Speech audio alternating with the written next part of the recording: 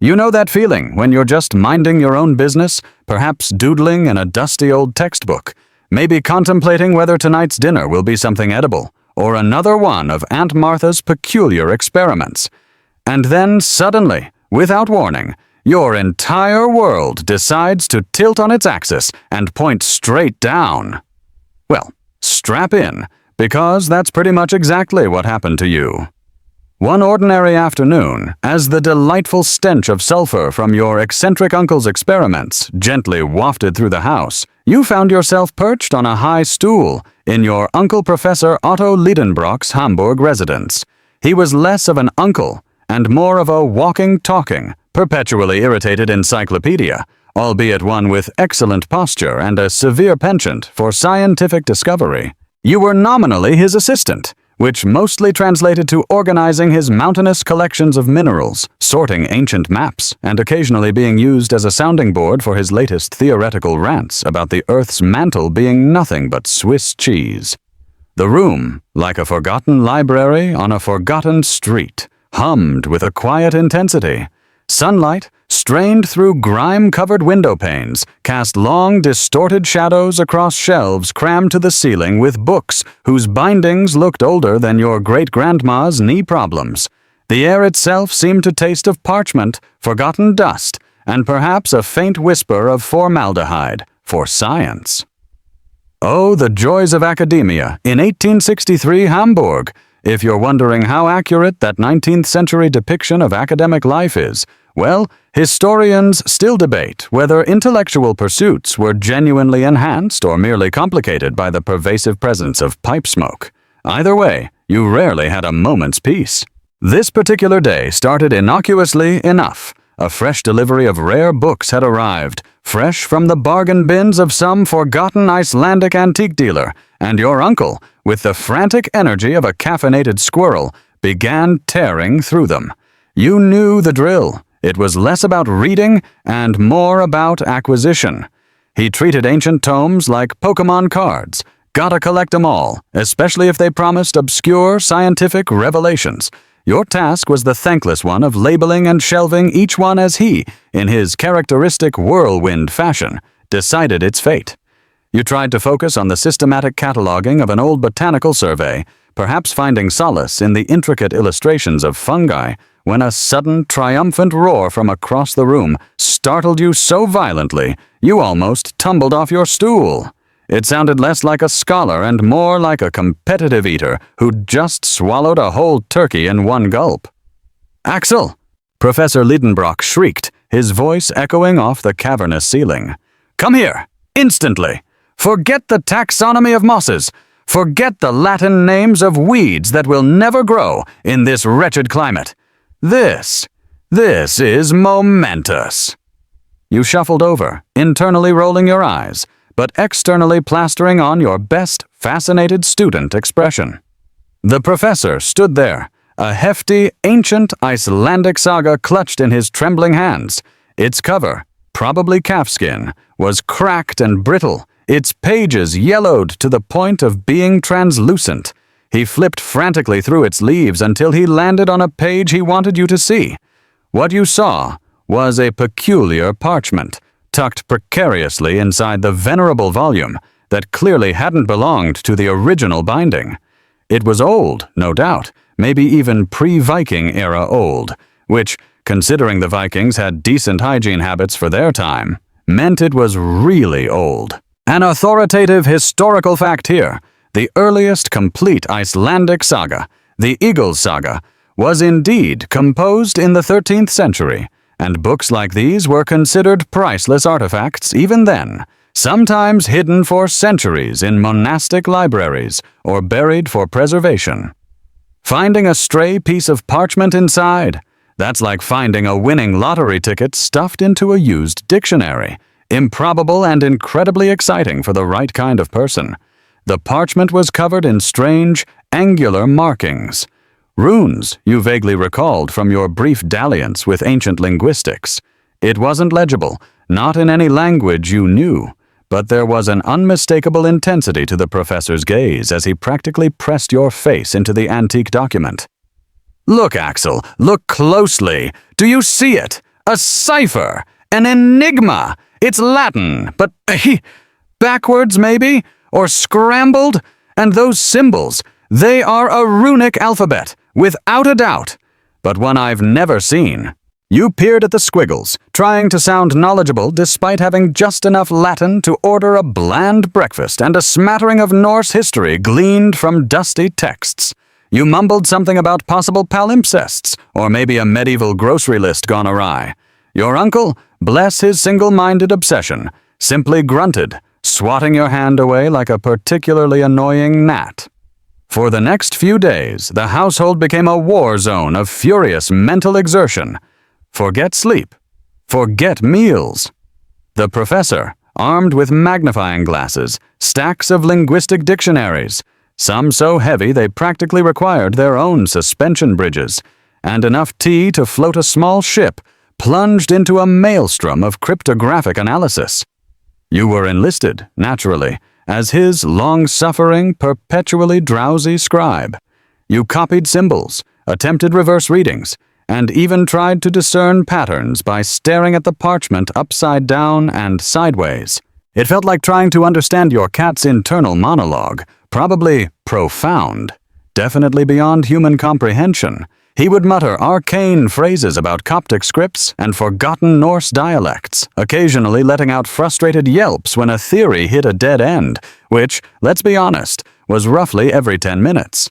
The parchment became the enemy, a silent, mocking puzzle defying the greatest mind of his generation, or at least the most determined. It was a race against his own patience, which, as you probably already gathered, was thinner than the hair on a fresh-hatched chick. Your job, other than existing as his glorified penholder, was to make sure he didn't accidentally consume any ancient ink, or worse, decide to ignite the whole house in a fit of intellectual pique. One evening, deep into the night, after hours of transcribing incomprehensible symbols that looked suspiciously like a child's attempt at calligraphy after too much sugary syrup, your brain felt like overworked jelly. You were mechanically copying some of the more ornate rune-like figures onto a separate sheet, murmuring the Latin-looking letters that formed the outer layer of the jumble to yourself, trying to impose some sense on the chaos. Creda quia impossibile, you whispered, your eyelids heavy, mispronouncing a fragment slightly. An odd off-topic fact that might make you ponder. Some ancient encryption methods, like those used by the Cityle or Caesar cipher, rely on such simple transposition or substitution that they could theoretically be broken by a particularly dedicated squirrel with a dictionary. Thankfully, the professor was not a squirrel, but suddenly the professor's head, which had been buried in a massive tome on Viking inscriptions, shot up with such force it threatened to dislodge his spectacles. He looked at you, not with his usual fiery impatience, but with an almost terrifying intensity, as if he'd just witnessed a talking marmot reveal the secrets of the universe. "Axel," he barked, his voice hushed but resonant. "Say that again." "Say what?" You mumbled, half asleep, half convinced he was asking for your soul. "The Latin. What did you just murmur? The one you were trying to read? What did you say?" he demanded, pointing a trembling finger at the transcription sheet. You blinked, tracing the line you had just copied, a line of characters that initially seemed meaningless. I think I said CREDAQ. I am MPOs CEB. Suddenly, the whole house seemed to crackle with an unseen energy. The professor seized the parchment and the transcription, his eyes burning brighter than the brightest Icelandic volcano flare. "Axel, you genius! You absolute, unadulterated simpleton genius!" A backhanded compliment, sure, but a compliment nonetheless. "It's not backward. It's not a substitution cipher. It's a transcription of Latin words written in runes, then reordered. The signature at the end. Saknussemm. Arne Saknussemm." You rubbed your tired eyes. Arne Saknussemm, a half-legendary Icelandic alchemist and explorer from centuries past, whose very existence was an academic debate, let alone his purported magical discoveries. He was largely considered to be a fanciful myth invented to spice up ancient maritime charts. Your uncle was now pacing like a caged panther, muttering. He wasn't speaking, he wasn't writing. He was singing his journey, a musical cipher, translated to written notes, then runes, then back again. Brilliant, monstrously brilliant. He practically danced, narrowly missing a fragile collection of amethyst crystals. A truly committed scientist. Most people celebrate a breakthrough with a cup of tea. Professor Lidenbrock celebrated by almost breaking his expensive glassware. With renewed vigor, he plunged back into the parchment, the clue unraveling before his eyes like a thread from a forgotten tapestry. Soon, the fragmented, jumbled phrases began to coalesce, slowly but surely, into an intelligible, albeit utterly insane, message. You helped, your sleep-deprived brain miraculously sparking to life, connecting the dots that moments before had seemed miles apart. You heard the incredible, terrifying words emerge. A guide, written by Arne Saknussemm himself, detailing a secret path through the heart of the dormant volcano Sneffels, leading directly to the very center of the Earth. Your initial reaction? A burst of uncontrollable hysterical laughter. You thought it was a brilliant joke, perhaps an elaborate prank from a bored ancient scholar who needed to occupy his long winters. Go to the center of the Earth? People didn't do that. The Earth, in your very logical modern 1860s brain, was full of molten rock and, well, more molten rock. But your uncle's face, usually so animated, was rigid with absolute unyielding belief. His eyes were wide, not with mirth, but with the terrifying light of an imminent, inescapable obsession. And as you watched him, his mind already calculating trajectories and supplies for a subterranean expedition, you realized, with a sinking sensation in the pit of your stomach, that your life of dusty books and quiet scientific pursuits was officially over. You were about to be dragged into an adventure so improbable, so monumentally insane, that it defied all common sense, logic, and possibly even the laws of physics. The sheer, dizzying relief of a genuine breakthrough, after what felt like centuries of frustrating attempts, hit the professor with the force of a minor landslide. You, however, felt less of a breakthrough and more of a subtle cranial concussion, your head buzzing from sleep deprivation and the sudden shift from bemol monotony to incandescent lunacy. Yes! He roared, clutching the parchment as if it were a long-lost winning lottery ticket, one that apparently required him to dig through the earth. Arne Saknussemm, the greatest and certainly the most delightfully unhinged of the 16th century alchemists. This is his hand. Your uncle's hands, normally capable of dislodging furniture if he was agitated, trembled as he painstakingly rearranged the Latin-sounding fragments, now that the singing cipher was revealed. He had been so wrong, and yet so close, thinking it was a jumbled translation, not a runic notation of perfectly good Latin, rearranged like alphabet soup for the incredibly bored and brilliant. The key you now knew wasn't in transcribing individual runes, but in identifying the words they represented, then shuffling those words until they clicked into place, like one of those infuriating sliding tile puzzles, but instead of a picture of a cat, it was a one-way ticket to a potentially fiery doom. Hours blurred into the hazy glow of dawn, illuminated by a single, flickering gaslight.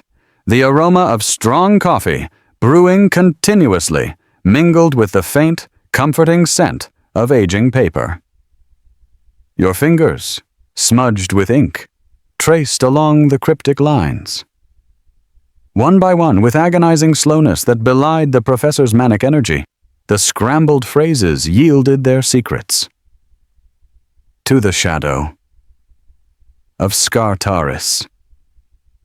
Sink thee, bold voyager, where Icelandic mountain peaks touch the inferno's lip, You worked in tandem, your youthful speed a stark contrast to his methodical, almost reverent deciphering. As each word revealed its place, a chill deeper than the Hamburg winter began to creep into your bones. This wasn't some theoretical rambling. It was a set of very precise, very insane directions.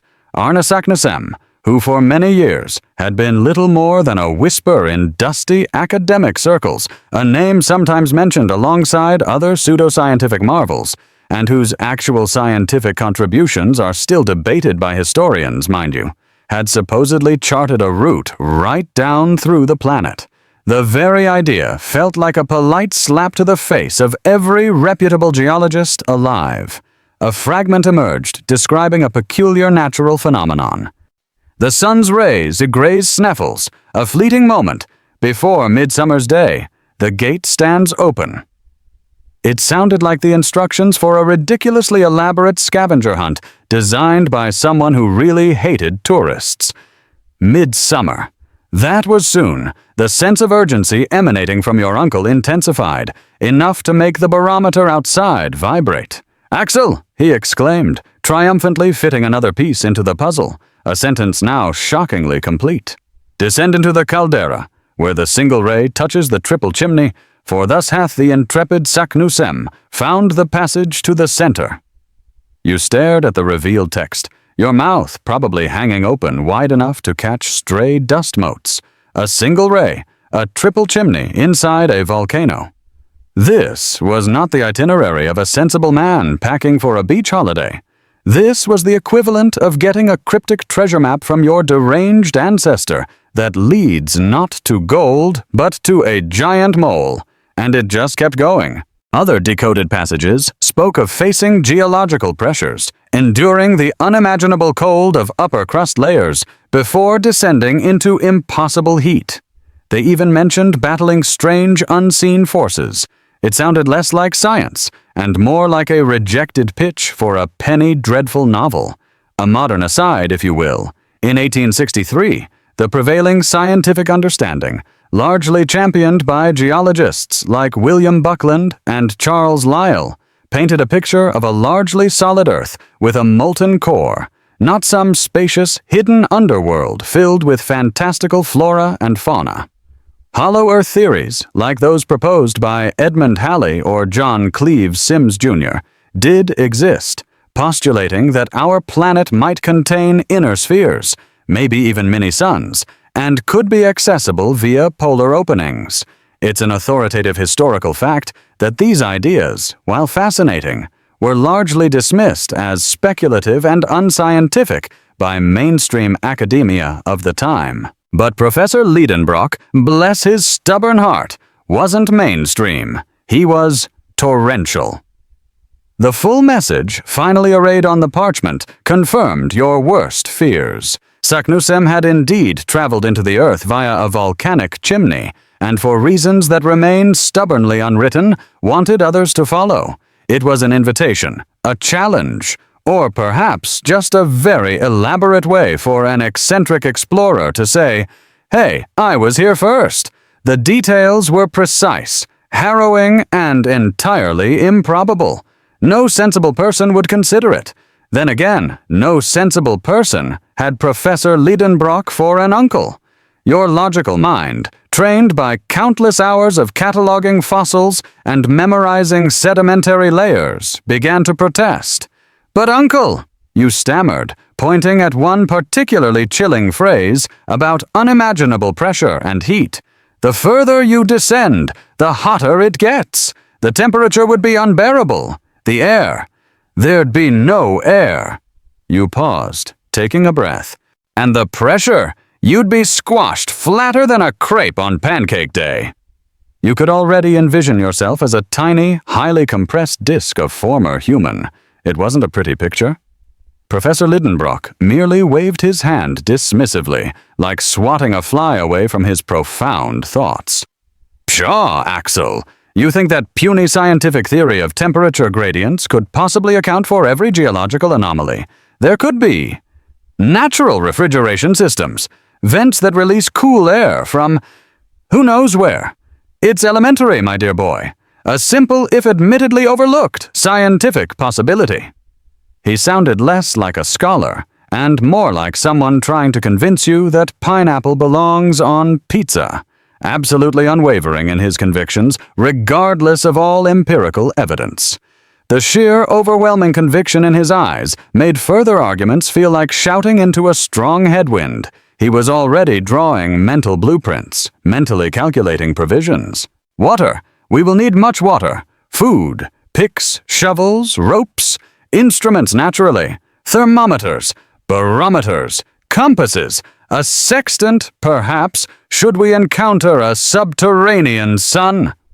He clapped his hands together, an explosive sound that echoed through the otherwise silent study.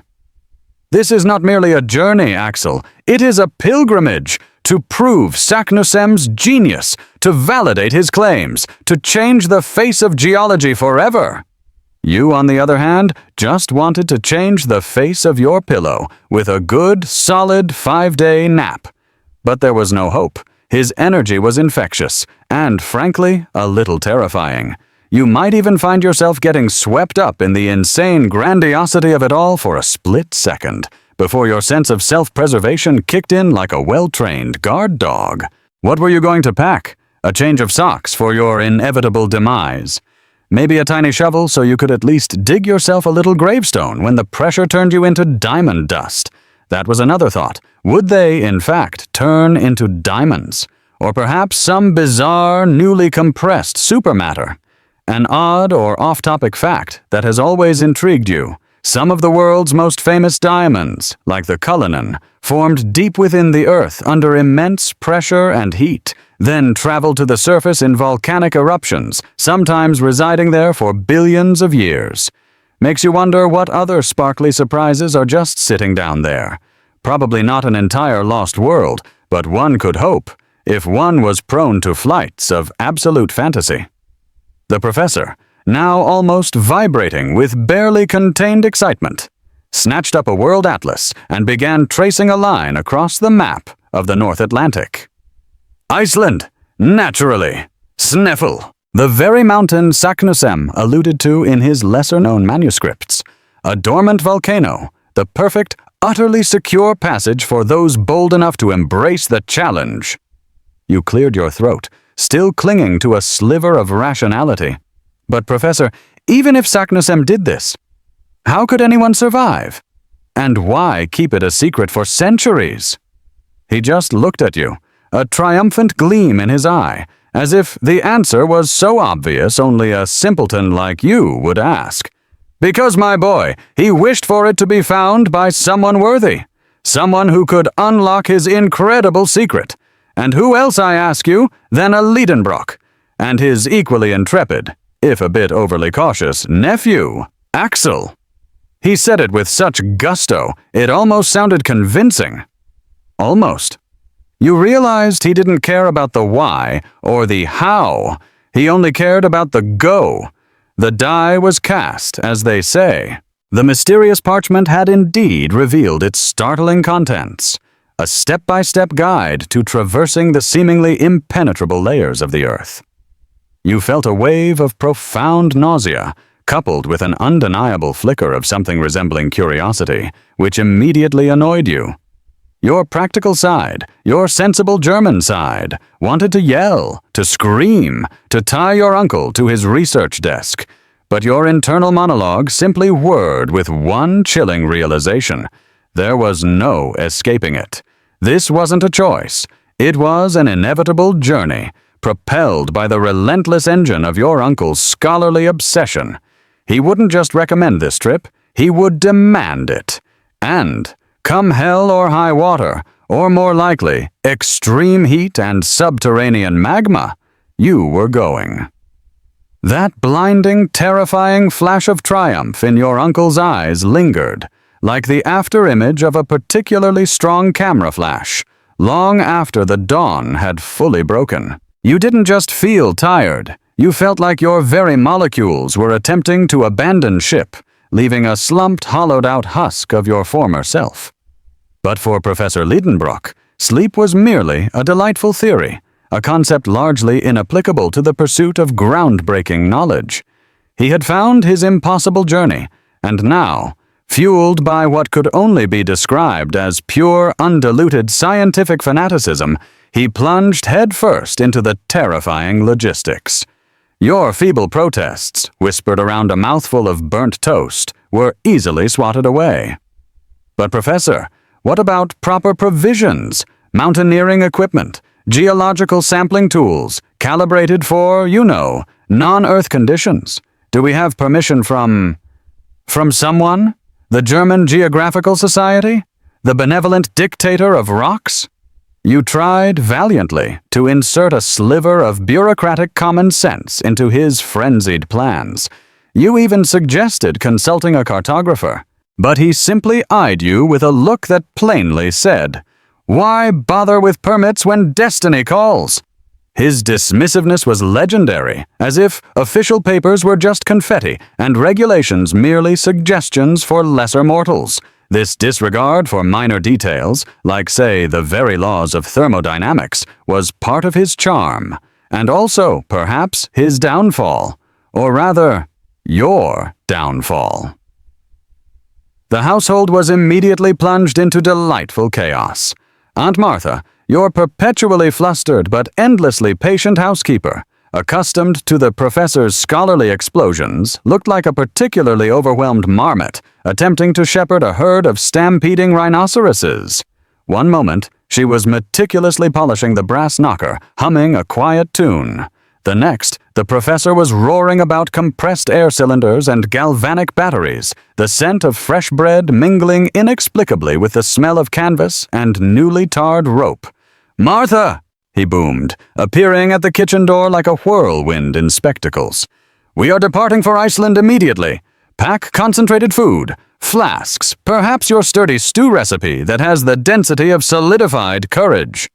Bless her heart, she just sighed and started furiously grating potatoes, probably imagining a well-deserved, very long vacation somewhere warm, far from the erratic brilliance of the Ledenbrock men. You silently promised her a large basket of very normal, very non-scientific schnitzel upon your, hopefully, triumphant return.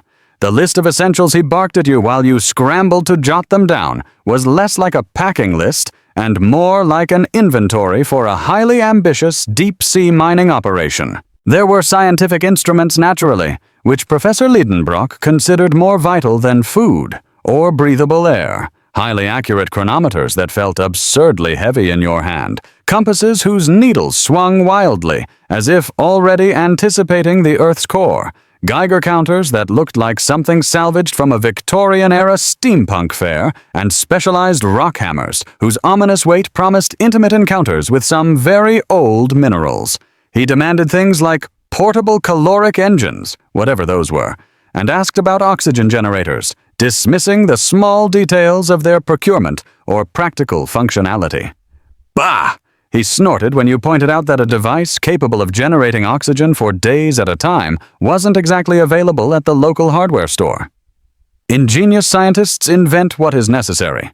If it does not exist, it must be created. It felt like packing for a cross-country move, if that move involved abandoning civilization and taking a wrong turn somewhere past reality. An odd or off-topic fact that sometimes floats through your mind. The amount of luggage travelers carried in the mid-19th century was staggering by modern standards, often requiring multiple trunks, boxes, and even hat cases for simple journeys, let alone a subterranean expedition. Good thing you were leaving your dress hats behind. The urgency was palpable. That midsummer date for Sneffels was looming closer than your overdue library fines. Every minute counted. Every single rotation of the grandfather clock in the hall was a stark reminder of the rapidly diminishing window of opportunity.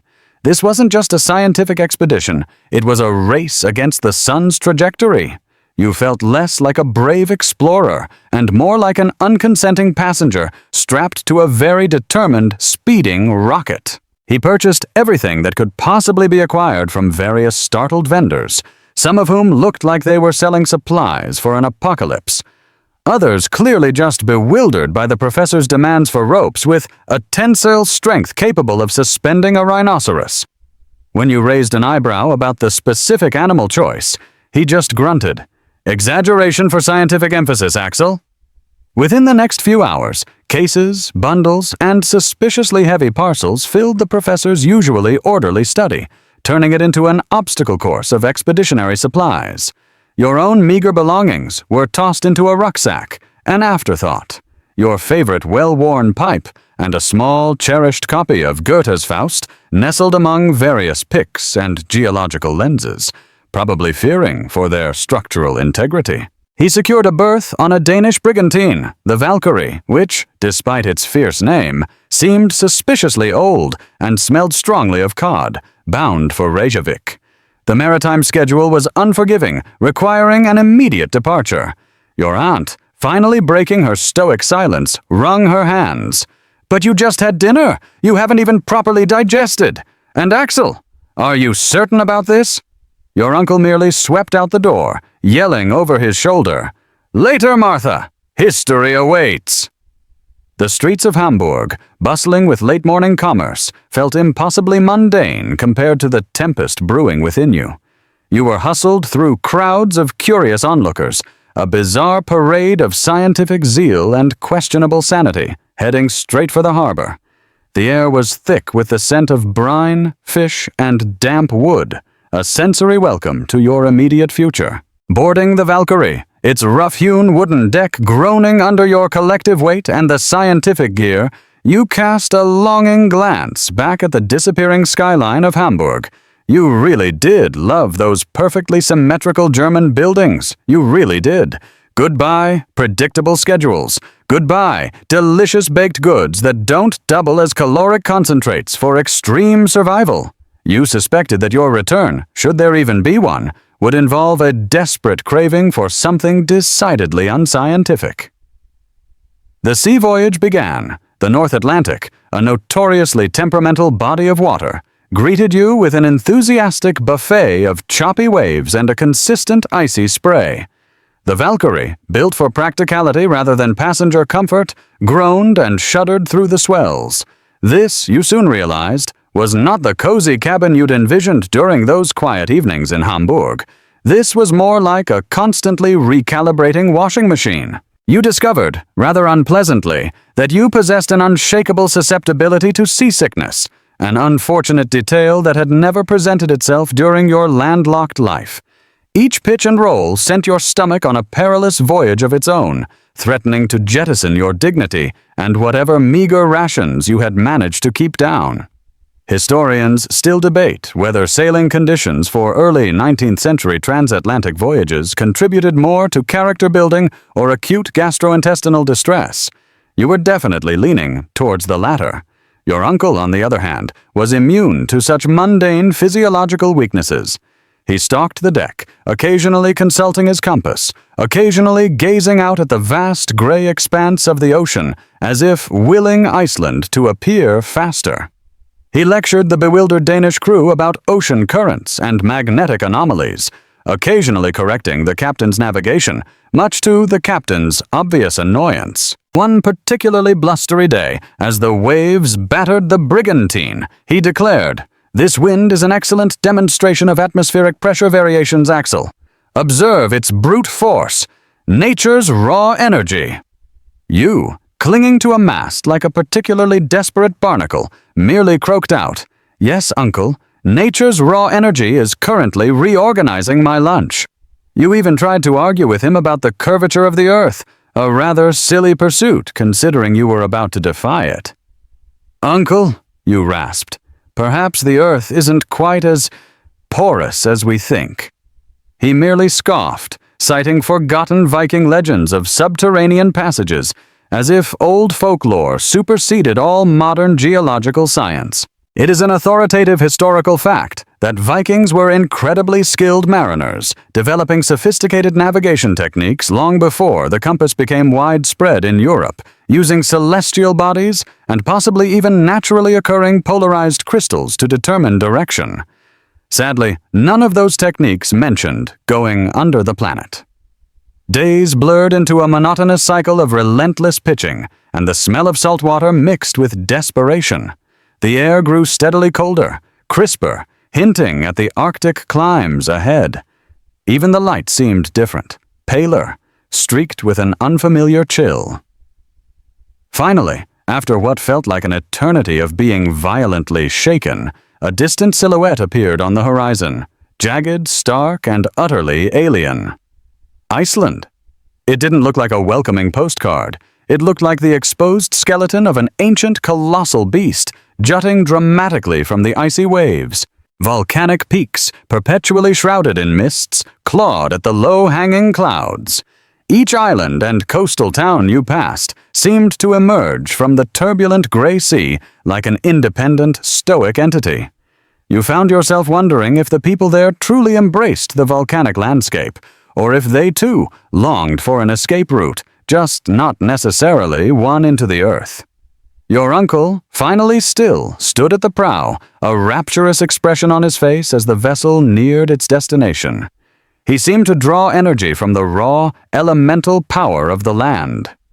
"There, Axel, there lies our beginning, the gateway, the glorious, terrifying gateway." His voice, though weathered by the sea and barely audible over the wind, carried an unshakable certainty. You shivered, partly from the cold, partly from an existential dread that burrowed deep into your soul. The adventure was no longer a theoretical pursuit scribbled on parchment. It was here, tangible and real, stretching out before you like a vast, inhospitable blank slate. The volcanic earth, so much an abstraction just days ago in Hamburg, now loomed, a physical promise of the unknown, and the descent, the ultimate journey, was about to truly begin. The raw, biting air of Iceland slapped you awake, perhaps more effectively than a triple espresso with an ice cube. The Valkyrie shuddered to a final mournful halt alongside a roughly hewn wooden dock in Reykjavik, a place that, even in 1863, felt less like a bustling capital and more like a quiet outpost at the very edge of the civilized world. Compared to the manicured, orderly chaos of Hamburg, Reykjavik was an exercise in stark, unapologetic natural grandeur. Volcanic peaks loomed in the distance like silent, watchful giants, their upper reaches shrouded in perpetually grumpy clouds. The pervasive smell was less of harbor muck and more of sulfur, a constant, faint reminder that the ground beneath your feet was not just land, but a very active geological personality. The dock itself was a humble affair, populated by a scattering of stoic-faced, powerfully built men and women, wrapped in layers of thick wool, their expressions as unyielding as the basalt rocks that dotted the coastline. There was a sense of quiet industry, of lives lived in harmony, or perhaps just grudging truce, with a magnificent and often unforgiving landscape. Your uncle, oblivious to the nuanced charm of a new cultural experience, practically leaped off the brigantine's gangplank before it had even settled, roaring in a mixture of Danish, German, and questionable Latin. To the cartographers, to the local guides, to the purveyors of extremely strong ropes and iron pickaxes, we have geological history to make.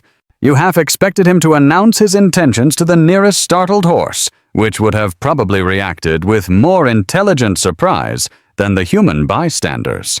You, meanwhile, felt a wave of existential dread mingling with the lingering seasickness. Your legs wobbled like freshly cast jelly, a stark reminder that land was indeed solid, even if that solidity was currently riddled with active volcanic fissures. The entire scene was like a painting, bleak, beautiful, and utterly devoid of anything resembling a cozy cafe. It felt like the kind of place where a misstep meant a rather unfortunate conversation with a lava flow.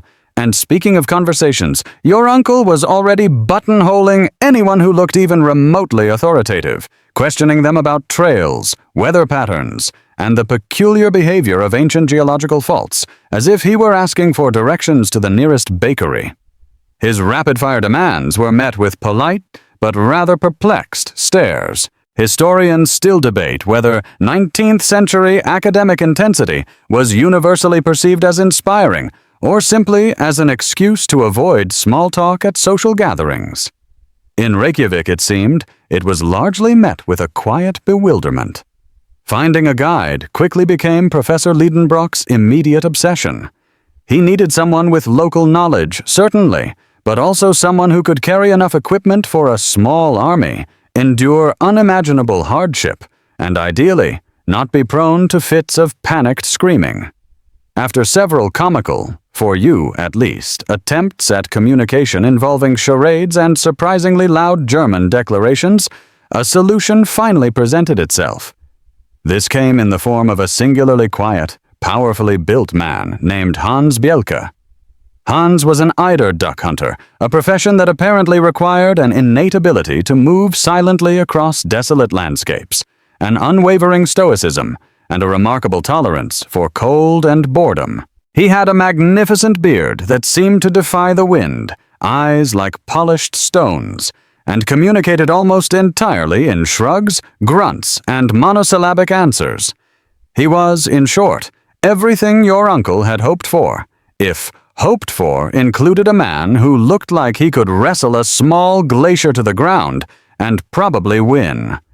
Hans spoke Danish, a dialect of which your uncle was marginally familiar, and more importantly understood the nuances of the Icelandic wilderness. You, meanwhile, suspected he knew the difference between a particularly sturdy piece of volcanic rock and one that might lead to a nasty tumble into a geothermal vent. An authoritative historical fact, Icelandic eider down, known for its exceptional warmth and lightness, was, and still is, highly prized. The hunting of eider ducks for their valuable down was a traditional and crucial livelihood in Iceland, fostering incredibly tough and resourceful individuals like Hans. The thought of hunting a down-filled duck, especially considering their value, often made you wonder what other hidden treasures Iceland harbors. You suspected they were not all quite as cozy as down. Hans assessed the enormous pile of scientific equipment and expedition gear with a slow, deliberate gaze. He made a low sound that might have been approval, or perhaps just wind escaping a sealed vault, then indicated a price with a simple gesture. Your uncle, in a rare moment of deference to practical matters, didn't haggle. Hans simply was. He collected his fee, nodded once, and within minutes you found him methodically sorting through the baggage, making sure everything was secured with an impressive array of knots. You probably watched him for a while, fascinated. An odd or off-topic fact to consider. It's said that some Nordic knots, used in sailing and traditional crafts, are so intricate they've been incorporated into abstract art forms and religious symbols due to their perceived endlessness.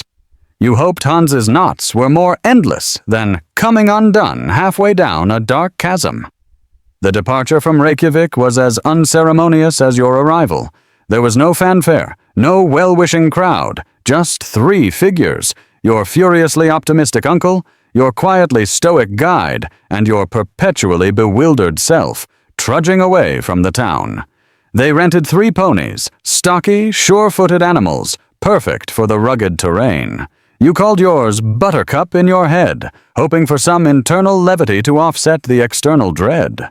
The journey itself was brutal. Iceland was a land of raw, elemental power. Winds, seemingly intent on redesigning your face, swept across vast plains of black volcanic sand, carrying with them a fine, gritty dust that worked its way into every crease and cranny.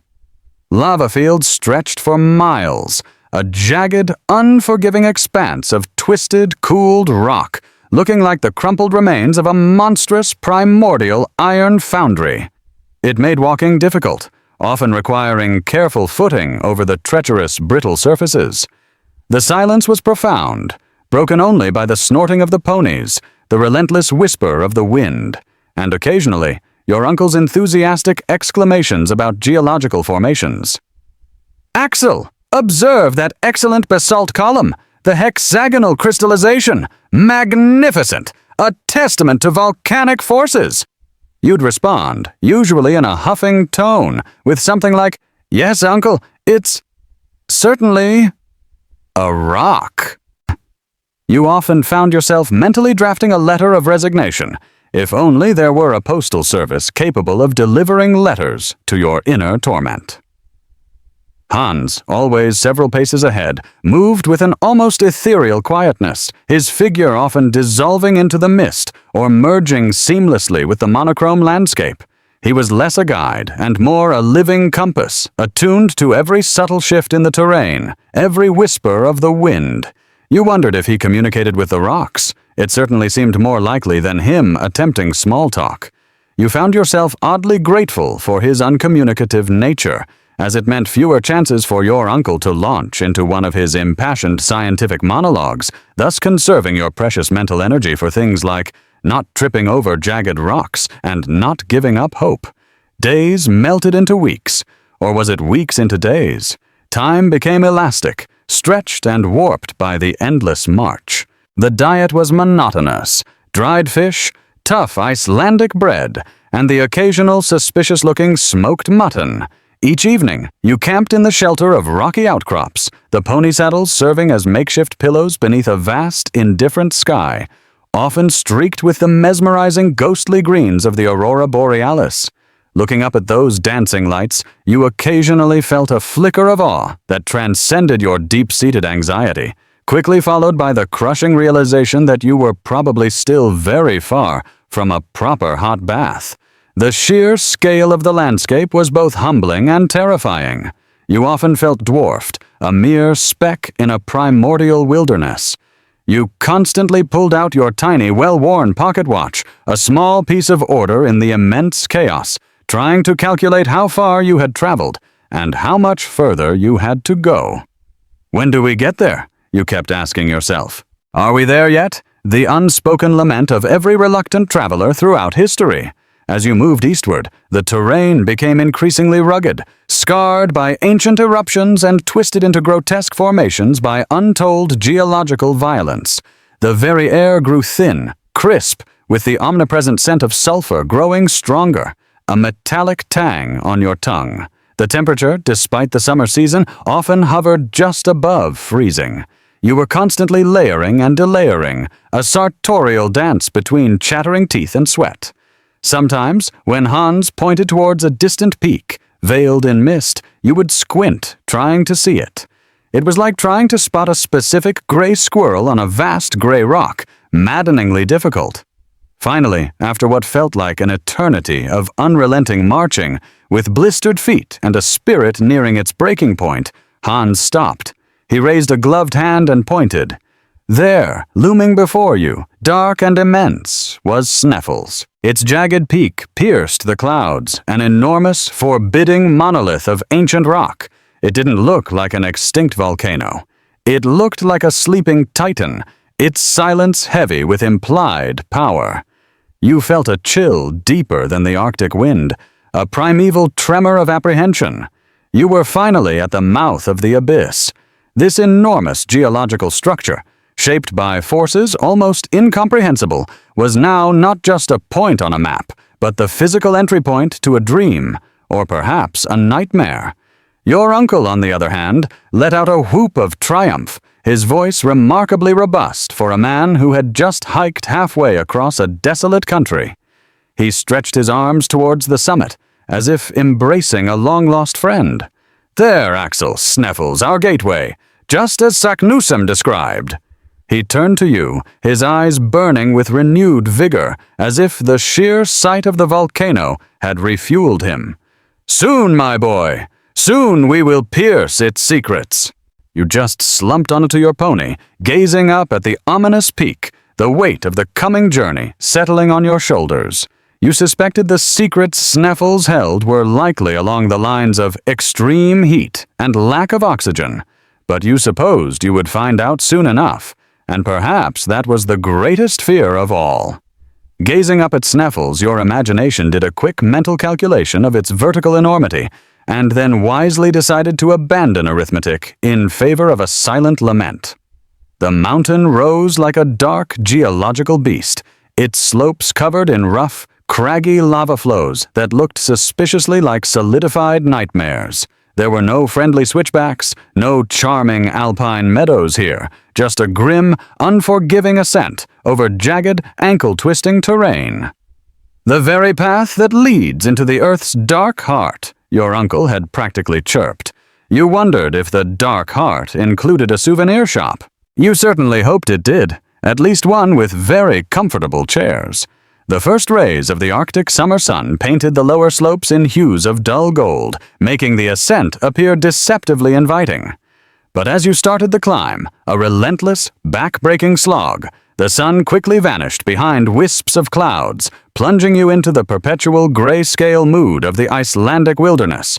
Hans, bless his sturdy Icelandic soul, led the way, his stride unwavering, his footsteps silent, as if he were part of the very rock itself. He chose routes that, to your eyes, looked less like paths, and more like casual suggestions for suicide.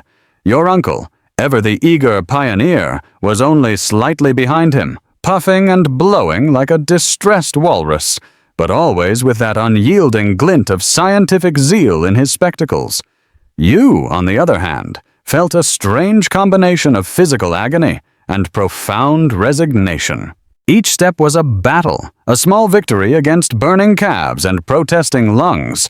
The ground, composed of ancient volcanic rock, shifted beneath your feet. Loose scree provided treacherous footing, making it feel like you were climbing a perpetually crumbling pile of very heavy marbles. An authoritative historical fact here: Icelandic volcanism is driven by its location on the mid-Atlantic ridge and over a hot spot, making it one of the most volcanically active places on Earth, characterized by fissure eruptions and numerous volcanoes, many of which are indeed steep and challenging to climb. Climbing Sneffels, a stratovolcano that last erupted in 1783, would have been no picnic, even without a mad scientist insisting it was the gateway to geological glory. Your lungs burned with every labored breath in the thin air, and a persistent trickle of sweat plastered your hair to your forehead. The climbing was relentless, upward and ever upward. Sometimes you imagined you heard the mountain itself sighing, perhaps at the absurdity of 3 human-shaped blobs attempting to scale its majestic, brooding form. You also had a private mental tally running. Number of times I've wanted to give up: 1,732. Number of times Uncle has offered encouraging, utterly unhelpful platitudes: 1,733. He'd occasionally pause, pointing at some perfectly mundane geological formation. "Observe, Axel, the stratification of this pyroclastic flow, an excellent example of eruptive deposition."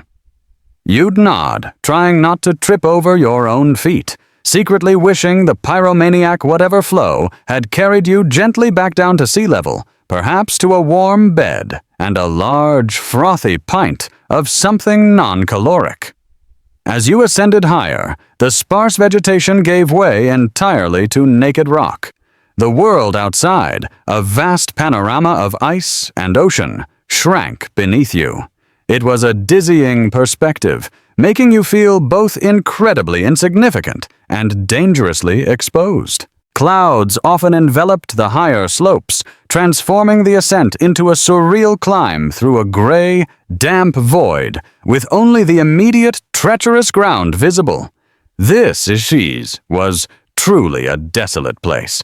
Historians still debate whether such remote and imposing landscapes inspired awe and spiritual contemplation in 19th century explorers, or merely made them deeply regret their life choices. You were currently leaning towards the latter. Despite the relentless physical demands, your uncle's spirit remained indomitable. He rarely looked down, his gaze fixed solely on the summit, as if pulling the mountain up with his sheer willpower. He carried his heavy pack, crammed with scientific instruments and unidentifiable caloric compounds, with the same determined grunt you used to heard him apply to a particularly stubborn jar of pickled herrings. Hans, stoic as ever, was simply a human mule, capable of superhuman endurance, navigating scree fields and slippery patches of frozen meltwater with effortless grace. You swore he could communicate with his eyebrows. One arch meant stay put, Another meant keep climbing, and a particularly intricate series of wiggles probably meant you are remarkably unfit for this. It was during one particularly exhausting stretch, as a gust of wind threatened to peel you clean off the mountainside, that a familiar, unsettling sound reached your ears, your uncle's booming voice laced with frantic excitement.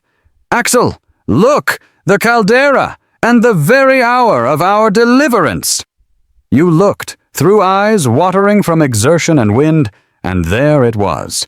The summit, a colossal, bowl-shaped depression, the caldera of the dormant volcano, spread out before you. Its walls plunged precipitously into a shadowy interior, a gaping maw promising untold depths. The sun, having chosen to play hide-and-seek all morning, decided to make a dramatic reappearance, peeking out from behind a torn cloud, and as if on cue, a single, impossibly precise ray of light pierced the gloom, striking the very spot Professor Liedenbrock pointed towards.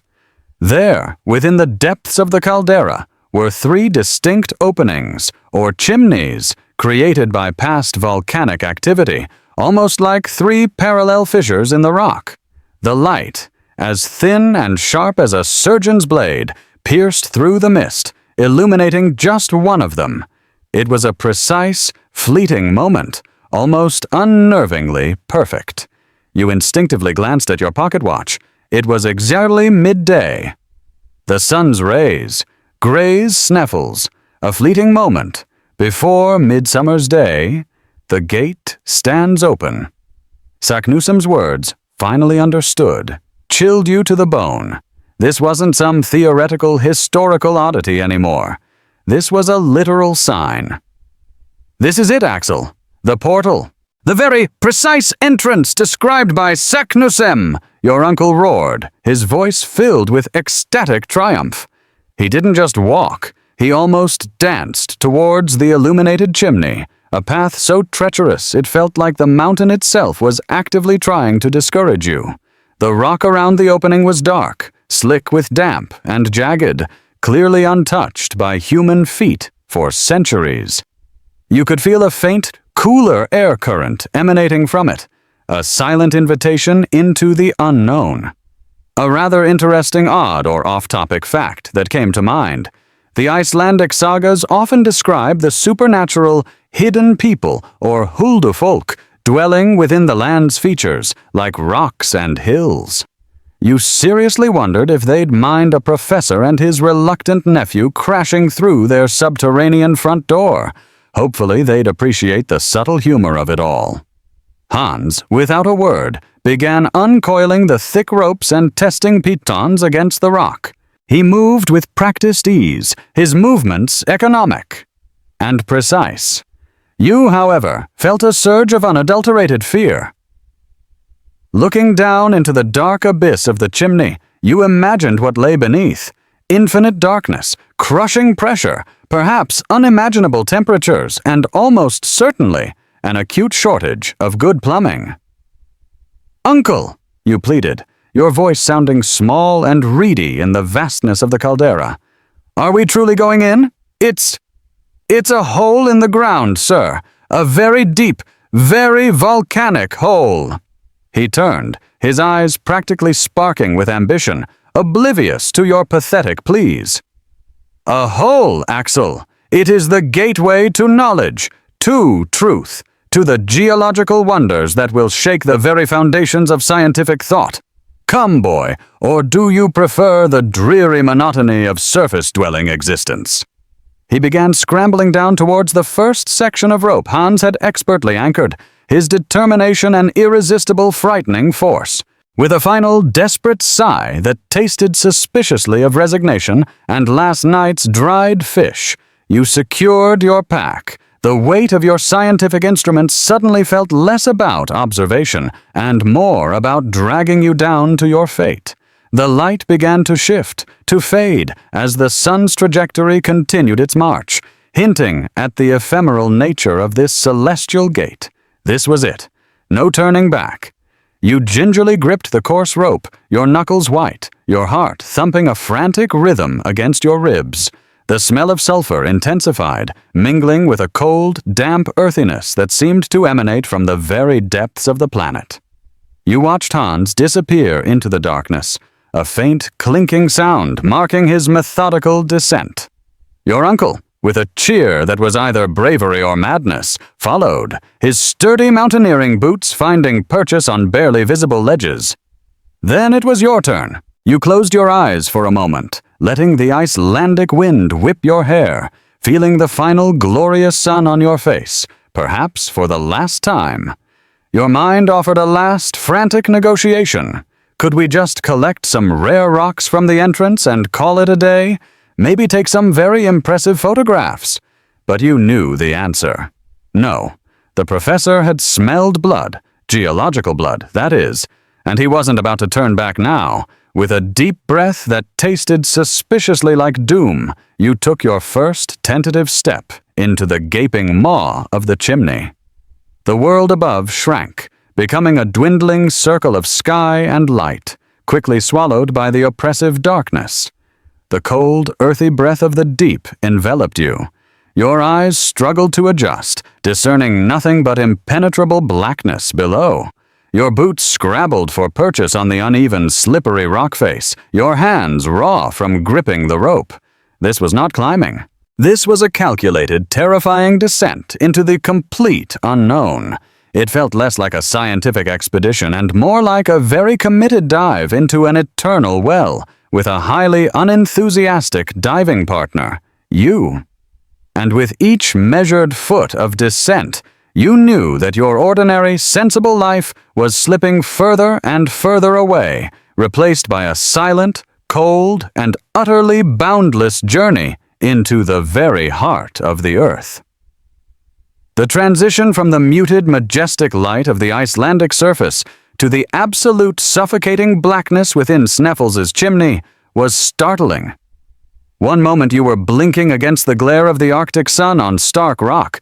The next, you were plunged into a darkness so profound it felt like a physical presence pressing in on you, stealing the air from your lungs. It was an abrupt, rude awakening to your new reality, less a gentle descent, and more like being swallowed whole by a very grumpy planet. "Welcome to the Grand Hotel, Axel." Your uncle's muffled voice echoed from somewhere below you, betraying not an iota of concern, though perhaps without the bellhops. The first steps into the abyss were a blur of adrenaline and instinct.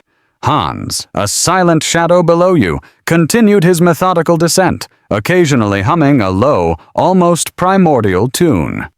Your uncle, with slightly less grace, but twice the enthusiasm, followed close behind. You, however, felt a deep-seated unease that bordered on panic. The narrow chimney was just wide enough for your body, its rough, unforgiving walls scraping against your backpack. The air was cold, damp, and tasted vaguely of mineral, a far cry from the crisp, pure mountain air you had just abandoned. An authoritative historical fact: geological features like volcanic pipes or chimneys can extend considerable depths, forming pathways that are indeed narrow, dark, and often hazardous due to unstable rock or gases. Your descent was very much grounded or ungrounded in grim reality. The only illumination came from Hans's battery-powered lamps and your uncle's increasingly erratic lantern, which swung wildly as he tried to juggle scientific observations and secure footing. Their beams cut weak, wavering swaths through the inky void, casting grotesque, dancing shadows that stretched and warped, making familiar equipment look like monstrous beasts. You quickly discovered a newfound, profound appreciation for light, any light at all, and a passionate, fiery hatred for utter darkness. You felt the descent in every fiber of your being. The ropes, now your only lifeline, grew slick beneath your gloved hands. Your feet scrabbled for purchase on unseen ledges, trusting Hans's laconic instructions to step here or hold firm. You had no idea how deep you were going, how far you still had to fall, or what awaited you at the bottom. It felt like being suspended in an eternal, cold, unblinking night. Each time you kicked a loose pebble that rattled into the unfathomable depths below, you felt a lurch of dread, imagining your own body following its path. An odd or off-topic fact that sometimes crosses your mind. It's estimated that there are more living organisms within the Earth's crust than in all of the oceans and on the surface combined, often adapted to extreme conditions. You really hoped none of them were looking for a late-night snack in the form of a weary academic. The first few hours were a grueling test of endurance. Claustrophobia, a previously unexamined guest in your mental abode, decided to make itself perfectly at home. The walls seemed to press in closer, threatening to crush you. The silence, punctuated only by the scrape of boots and the rhythmic clinking of equipment, felt heavier than any sound. Your imagination, freed from the constraints of light and reality, ran wild. You imagined primeval beasts lurking in shadowed alcoves, strange fungi glowing with an internal, alien luminescence, or worse, sudden gaping fissures leading to unfathomable drops. You even contemplated asking if your uncle packed any emergency claustrophobia medication, but decided against it. He'd probably suggest a vigorous scientific lecture on atmospheric pressure as a cure. Occasionally, you would come across a tiny platform or ledge wide enough for a brief, shuddering rest. During one such stop, nestled precariously in a rocky recess, your uncle took out his compass. He seemed pleased by its unperturbed needle. Magnificent, still indicating north with pristine accuracy. The Earth's magnetism, even at this modest depth, holds firm axle. You, catching your breath, wondered if the compass had simply given up hope and decided to humor him. You imagined asking it for directions to the nearest pub, only to get an exasperated whirring noise in response. Historians still debate whether reliance on basic scientific instruments like compasses provided genuine reassurance or a false sense of security for 19th century explorers venturing into truly unknown territories. In your case, it provided negligible reassurance and plenty of existential dread. Hours turned into days within the confines of the chimney. Sleep, when it came, was a fitful, uncomfortable affair, wedged into narrow crevices, perpetually shivering despite the heavy woolen clothes.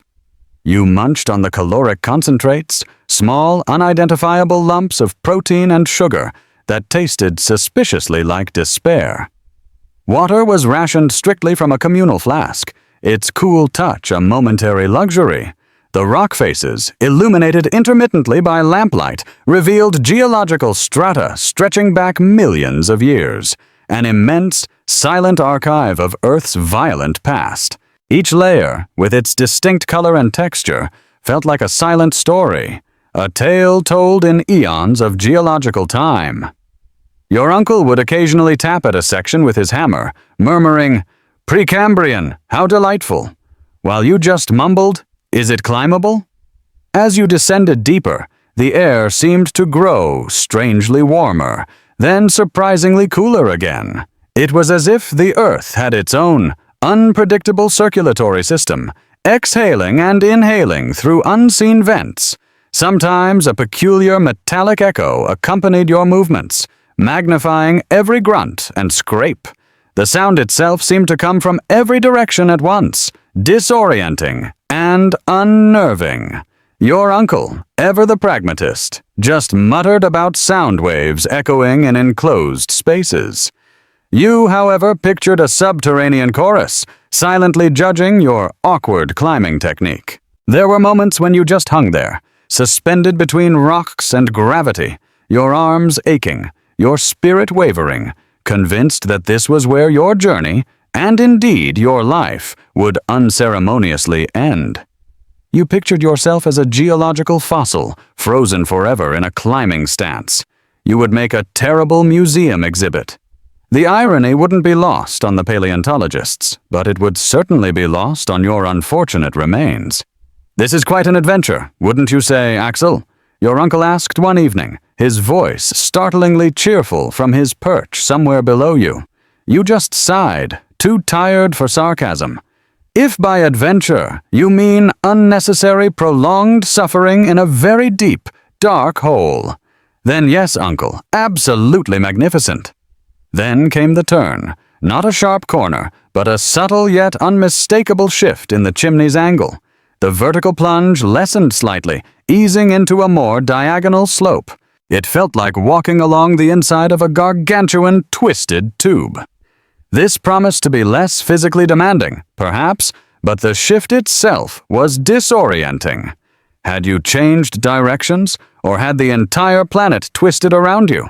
It made you think of those slightly wonky hallways in old houses that somehow manage to look straight until you put a marble on the floor, and it rolls perpetually sideways. Days stretched into an undefined continuum. Your beard, an unsightly fuzz, began to compete with Hans's magnificent mane for sheer unkemptness. You felt a distinct sense of timelessness, unmoored from the rhythm of the surface world. You occasionally found yourself humming familiar tunes from Hamburg, then stopping, unsure if you had actually sung aloud, or if it was just an auditory hallucination induced by sustained darkness. You began to see fleeting patterns in the perpetually shadowy walls, convinced they were cryptic messages, until Hans, with a patient grunt, would point his lamp and reveal they were just random mineral stains. You also felt increasingly certain that, given enough time, you could have a perfectly rational conversation with your own shadow. As you continued, deeper and deeper, the air currents changed again. Sometimes a faint, fresh breeze, cold and clean, would whistle through a side fissure, causing a brief flicker of hope. Other times the air felt strangely heavy, stagnant, as if the very breath of the earth were being held captive around you. Your uncle was indefatigable. He would consult his various meters, occasionally sketching diagrams of the surrounding rock formations. Marvelous basalt formations, Axel. These columnar joints speak volumes of ancient magma flows, volcanic architecture at its finest. You tried to look appreciative, but you mostly just wanted to take a nap on them. The final realization, though, was unsettling. You knew, in your exhausted bones, that you had descended too far for any return to the surface by conventional means. There was no going back up. The way had literally collapsed behind you in places, with minor rockfalls that had barely been cleared by Hans's picks, and the physical exertion of ascending such a labyrinthine, sheer path seemed utterly impossible. This wasn't a choice anymore. It was simply the only way forward. Your previous reluctance hardened into a grim resolve, laced with a potent cocktail of fear and desperation. The expedition had become an irreversible one-way trip. Down, down, down. The dark heart of the earth now held you fast. You were deep beneath the ground, farther than any human before, and the only certainty was that the next step, wherever it led, would be even more profound. You could almost feel the weight of continents above you, a crushing pressure of untold tons, reminding you just how incredibly tiny you were. It was a comforting thought, in its own odd, unsettling way.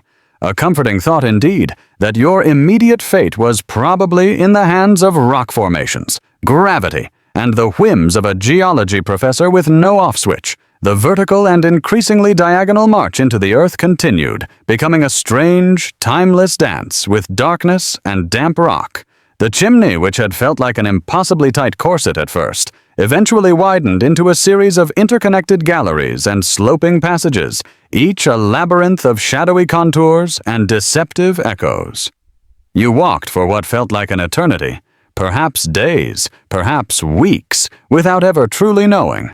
The surface world's sun, moon, and stars were replaced by the unyielding gloom of subterranean existence, broken only by the swing of Hans's lamp and the increasingly frantic flicker of your uncle's, which seemed to protest its role in illuminating madness.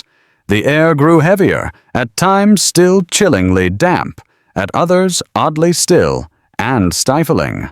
The only consistent sensory input was the unending rhythm of your boots on rock and the slow, insidious creep of thirst. It began subtly, a faint tickle at the back of your throat, a mere suggestion that a glass of water might be nice. Then it intensified, turning into a persistent scratch, then a dull ache. Your mouth felt like a forgotten piece of sandpaper, your lips cracking as if attempting a desperate geological fission of their own. You'd already been rationing water, of course. That was expeditionary common sense.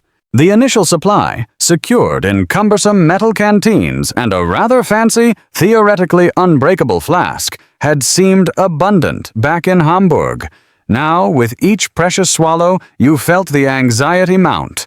Every drop became a diamond, then a phantom, then an impossible dream. Professor Liedenbrock, who initially seemed too engrossed in rock formations to notice mundane human discomforts, was finally forced to acknowledge the growing crisis. His meticulous logs, usually filled with precise barometric readings and detailed sketches of quartz veins, now included desperate, increasingly desperate entries like day, water dangerously low, Axel complains incessantly, unscientific behavior. He sounded like he was cataloging a new species of irritable underground mole, which in a way you were becoming.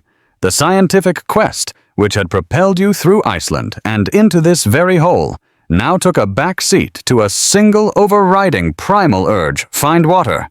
Any water. The pursuit of geological wonders suddenly seemed remarkably pointless when your tongue felt like it was attempting to absorb your wisdom teeth. You'd catch yourself unconsciously licking your lips, trying to gather moisture from thin air.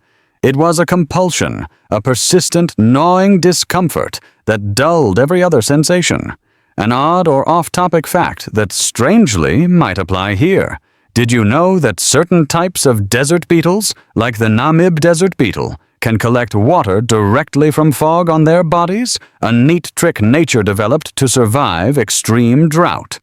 You'd have happily traded all your scientific instruments for one of those beetles and a very absorbent back.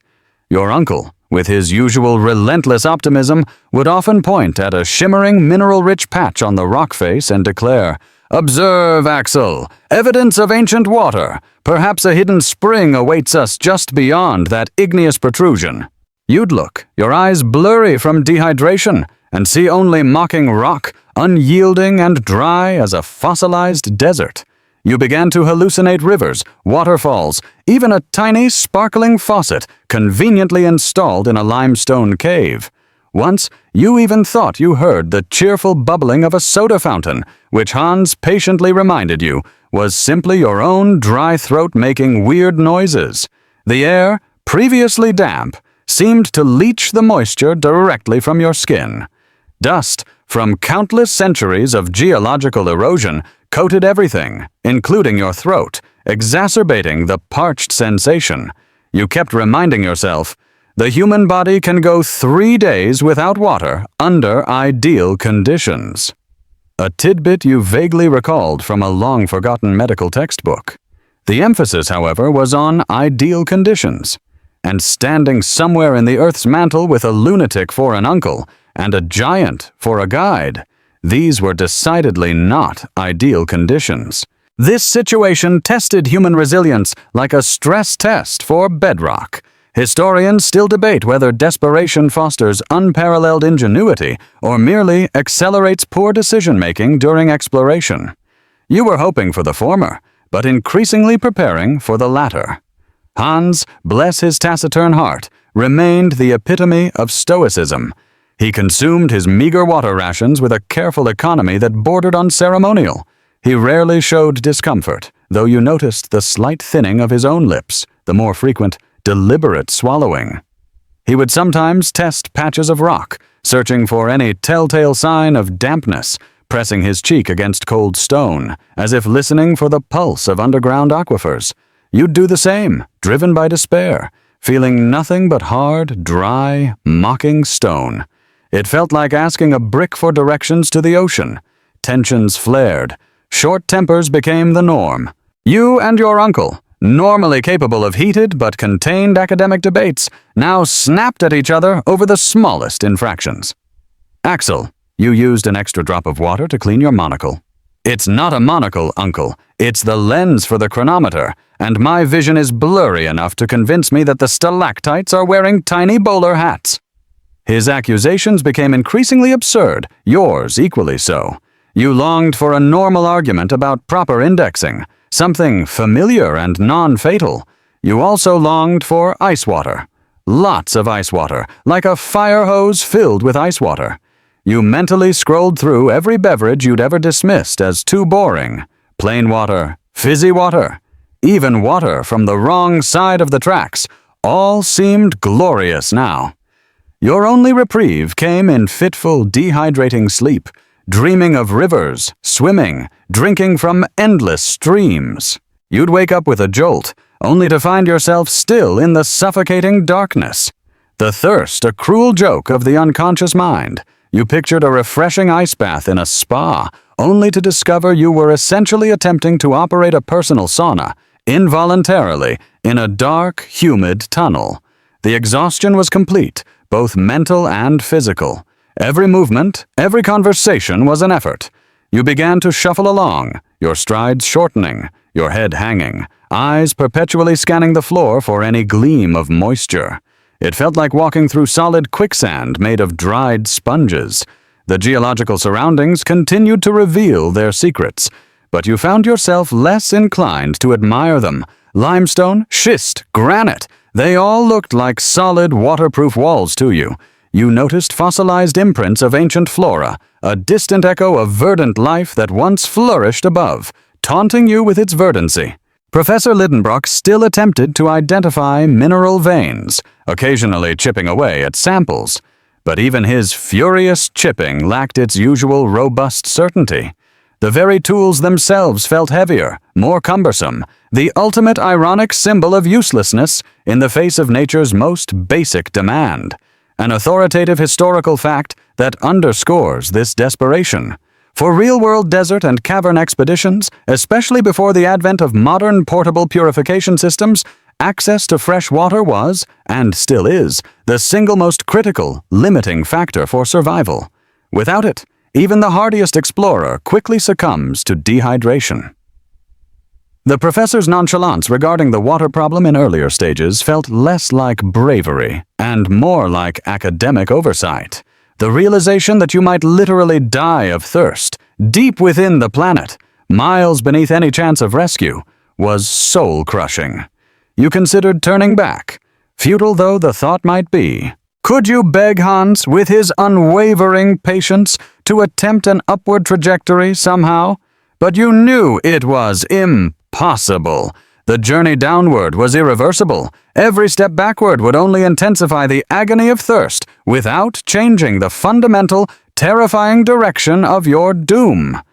Your internal dialogue, once filled with questions about basalt and magnetic north, had now simplified to a single, agonizing thought. Water. Water. Please, water. You felt lightheaded, dizzy spells accompanying moments when you moved too quickly. Your vision blurred around the edges, occasionally seeing shimmering mirages in the blackness, trickling springs that dissolved into dry rock when Hans's lamp beam hit them. Your muscles ached with a deep, persistent weariness, your bones feeling as dry as bleached driftwood. This was a crisis, an existential threat to the entire expedition, far more immediate than the crushing pressures or imagined molten core. If no water was found soon, the expedition would simply cease, not with a bang, but with a silent, desiccated whisper. And for the first time in your journey, a raw, primal fear gripped you, eclipsing even your chronic anxiety about geological doom. The journey, for all its scientific ambition, was teetering on the precipice of absolute arid failure.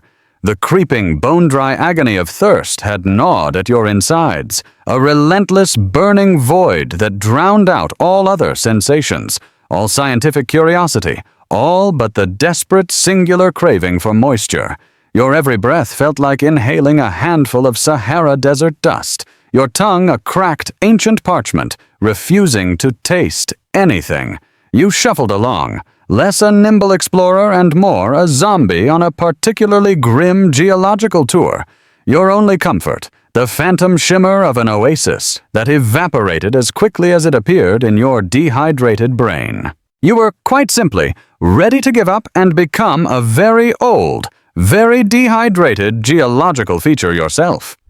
And then, just as your despair threatened to crystallize into full-blown madness. Hans stopped. He hadn't paused for rest, nor to examine a peculiar mineral. Instead, he stood utterly still, head tilted, listening with an almost preternatural intensity. You braced yourself, half expecting him to announce the sudden appearance of a subterranean kraken that ran on a highly corrosive acidic fuel. But what you heard, after a few heartbeats of absolute cavernous silence, was something else entirely. A faint, distant, but unmistakable drip, then another, and then, subtly, an echoing plink, like a single note played on an invisible crystalline instrument. It was a sound that registered first in your parched imagination, then, shockingly, in the cold, hard reality of the subterranean passage. Hans took a few steps forward, his lamp beam slicing through the blackness, searching the seemingly solid rock face. He knelt, then pressed his ear to the wall. He stood up, turning to face your uncle and you, and with a single, uncharacteristically long grunt, he pointed. "Water," he said, his voice surprisingly deep in the quiet. It was the longest word you had heard him utter in days. Your uncle, Professor Liedenbrock, sprang forward with an agility that defied his previous slump. His face, etched moments before with the furrows of grim dehydration, now creased into an expression of unadulterated hope. He pressed his own ear to the cold stone, and then, inexplicably, he began to hammer at it with his rock pick. Not a furious, frustrated hammering, but a careful, almost delicate series of taps. Yes, yes, hear that, Axel? The very distinct resonance of a subterranean vein, a true geological marvel. Saknussemm probably found it himself, he cried, as if expecting the ancient explorer to pop out of a crack with a fresh carafe of ice water. Indeed, the source wasn't immediately apparent. The trickling sound seemed to come from within the solid rock. But Hans, with a patient, knowing gaze, took over. He directed your uncle's lamplight to a nearly invisible seam, a faint crack that seemed to run diagonally up the passage wall. He took a heavy hammer and a chisel and began to carefully, deliberately, widen the fissure. Bits of rock chipped away, revealing deeper layers, each tap echoing loudly in the oppressive stillness. This felt less like a frantic search for salvation, and more like delicate dental work on the planet itself. You waited, a mixture of desperate hope and the chilling suspicion that it was all a mirage, making your stomach do somersaults like an amateur gymnast. Finally, after what seemed like an eternity of rhythmic chipping and suspenseful waiting, a small, dark fissure widened, and then, from within its depths, a steady crystalline stream of water, clear and cold, began to trickle out, tracing a shimmering path down the rock face. It wasn't a gushing fountain, not a waterfall, but a steady, persistent flow. To your dehydrated eyes, it looked like the Nile River, or possibly the entire North Atlantic Ocean, compressed into a single, life-giving trickle. The sound of it, a gentle gurgle and splosh, was the most beautiful music you had ever heard, infinitely more harmonious than any surface world symphony. You probably moved first, a primal, unthinking lunge, barely stopping yourself from putting your entire face into the delightful stream. Your uncle, with slightly more decorum but no less eagerness, was right beside you.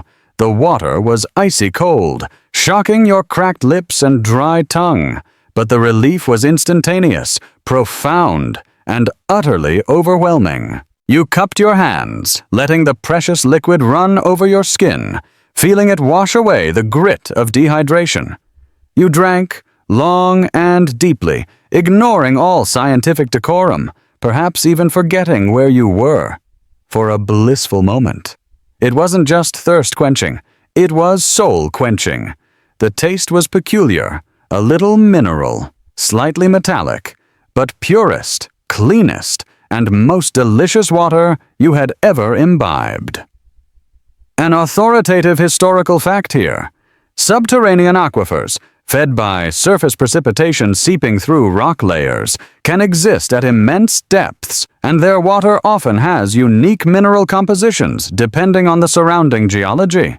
Some are even desalinated by natural processes as they percolate, making them vital freshwater sources in unexpected places. You almost felt the minerals re-entering your system, invigorating your very bones. You swore you could taste faint hints of ancient volcanic ash, perhaps even a hint of dinosaurs. Professor Lidenbrock, once fully hydrated, turned to you, his eyes twinkling, not with academic fervor this time, but with a simple human sense of gratitude and relief. Magnificent! A true hydrological miracle, Axel. Proof that the Earth, even in its most secret confines, provides. He patted Hans on the shoulder, a rare gesture of familiarity for the stoic guide. Hans simply nodded, his silent efficiency already reasserting itself as he methodically refilled all the expedition's canteens, carefully blocking the source to avoid contamination, and planning for a possible deeper access.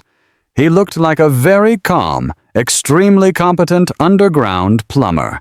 The sudden shift from intense desperation to pure, unadulterated relief was dizzying. Your senses, dulled by thirst, sharpened. You noticed the distinct patterns of mineral streaks on the wall again, the subtle undulations of the tunnel floor, the lingering metallic scent of the rocks. You even heard your own heartbeat, a steady drum in your chest, reassuring you of your newfound vitality. You laughed, a shaky, slightly hysterical sound that echoed bizarrely in the cavern. Uncle, I'm pretty sure I could outdrink a whale right now. A very, very parched whale. The recovery of the expedition's morale was as rapid as it was profound. The grim resignation that had shadowed your steps dissipated like mist in sunlight. Even the professor seemed to shed a few years. He was revitalized, his mind now free to roam beyond the immediate agonizing demand for water. He immediately launched back into geological theory, speculating about the nature of this particular subterranean spring, whether it was connected to surface aquifers or perhaps an isolated underground water system. Historians still debate whether finding vital resources during deep exploration fundamentally changed explorers' perceptions of risk, or simply gave them more confidence to find more risk. In your uncle's case, it seemed to just re-arm him for even more ambition. With your bodies hydrated and your spirits buoyed, the expedition's progress picked up a noticeable pace. You moved from a shuffling despair to determined rhythmic marching. The very air around you seemed to lighten, even if the absolute darkness remained. You found yourself actually observing your surroundings, taking a small, professional interest in the strata of rock, tracing the veins of quartz and feldspar that laced through the older igneous rock. You even attempted a light joke. At least we don't need sunscreen down here, right? No risk of crocodile poop turning us into weird leathery snacks like in the Amazon. You were starting to feel your personality, long suppressed by geological terror, reassert itself. The passage continued its gentle slope downwards, but now a subtle, profound change began to make itself known. The raw, rough rock walls started to give way to smoother, more ancient formations. There was a sense of moving through something primordial, a place undisturbed by human activity for millions, perhaps billions of years. You were moving, in essence, through geological time. The air, though still cool and damp, also began to carry an unexpected quality, a faint, almost imperceptible hint of phosphorescence, like distant fireflies deep in an invisible forest. It was too faint to illuminate, but it was there, a promise of something entirely new. An odd or off-topic fact that came to mind, and frankly baffled you. The deep-sea-dwelling siphonophore, an organism made up of hundreds of interconnected individual animals, can extend for tens of meters and create its own light. You silently wondered if any of the Earth's inner organisms did something similar, and if they needed a very, very big power outlet. This subterranean passage wasn't just a tunnel anymore. It was evolving into a grand gallery, its ceiling stretching further away, occasionally hinting at dizzying heights lost in the lamp's beam. The descent itself became easier, a gentler slope that felt more like a vast, naturally carved ramp than a precipitous shaft. The constant dread of tumbling head first into a chasm lessened slightly, replaced by a growing wonder. Each turn, each new chamber, revealed a spectacle that defied earthly comprehension. Shimmering mineral deposits sparkled in the lamplight, veins of crystal forming fantastic patterns that would put the most elaborate cathedral-stained glass to shame. Some caverns were lined with formations that looked like colossal draperies, others like immense organ pipes, waiting for a subterranean giant to play them. Your uncle, revived and now with a newfound zest, chipped away at particularly interesting specimens, identifying previously unknown minerals and geological anomalies with glee. "Axel, observe! Crystallized quartz in patterns hitherto unrecorded.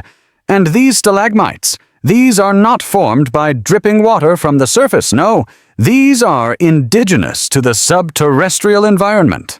He sounded like a connoisseur of underground cheeses, not geological formations. You even found yourself taking a moment to genuinely admire a formation that looked suspiciously like a giant, grumpy gnome's face carved into the rock. Perhaps the water hadn't just hydrated you, it had brought back a spark of humor to your exhausted mind. The journey onward, though still arduous and uncertain, was now filled with a strange kind of eager anticipation. The thought of surface world dangers, of bad weather and grumpy sailors, seemed almost quaint. You were literally breaking new ground, moving into the untouched, unexplored regions of the planet itself.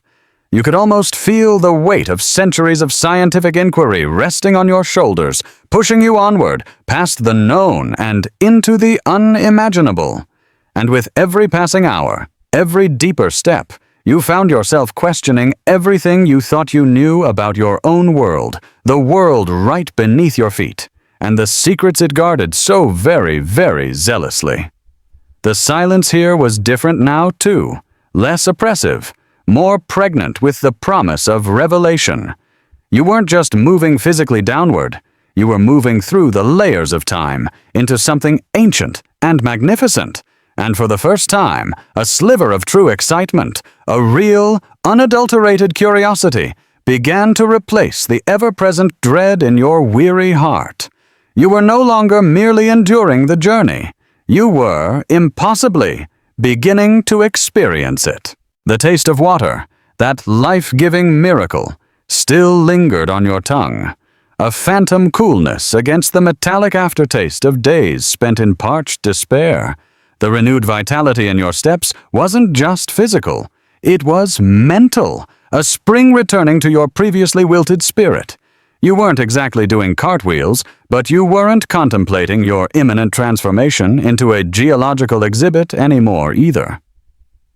The passage, no longer quite so cramped or uniformly black, began to unveil itself with the slow, deliberate pace of a grand, natural theater.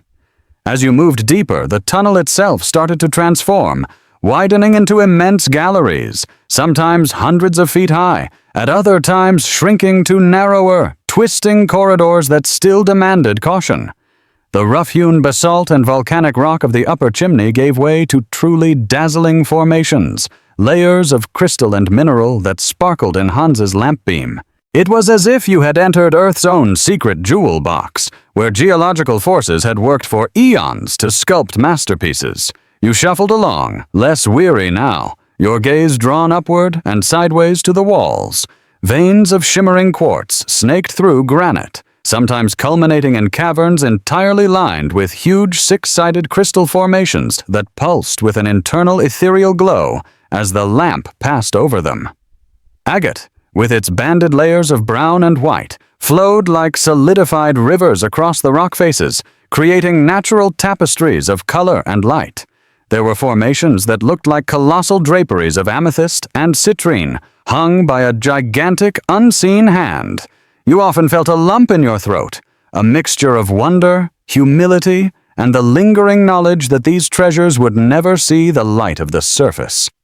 Imagine trying to explain to Aunt Martha that you found a natural chandelier made of pure emerald.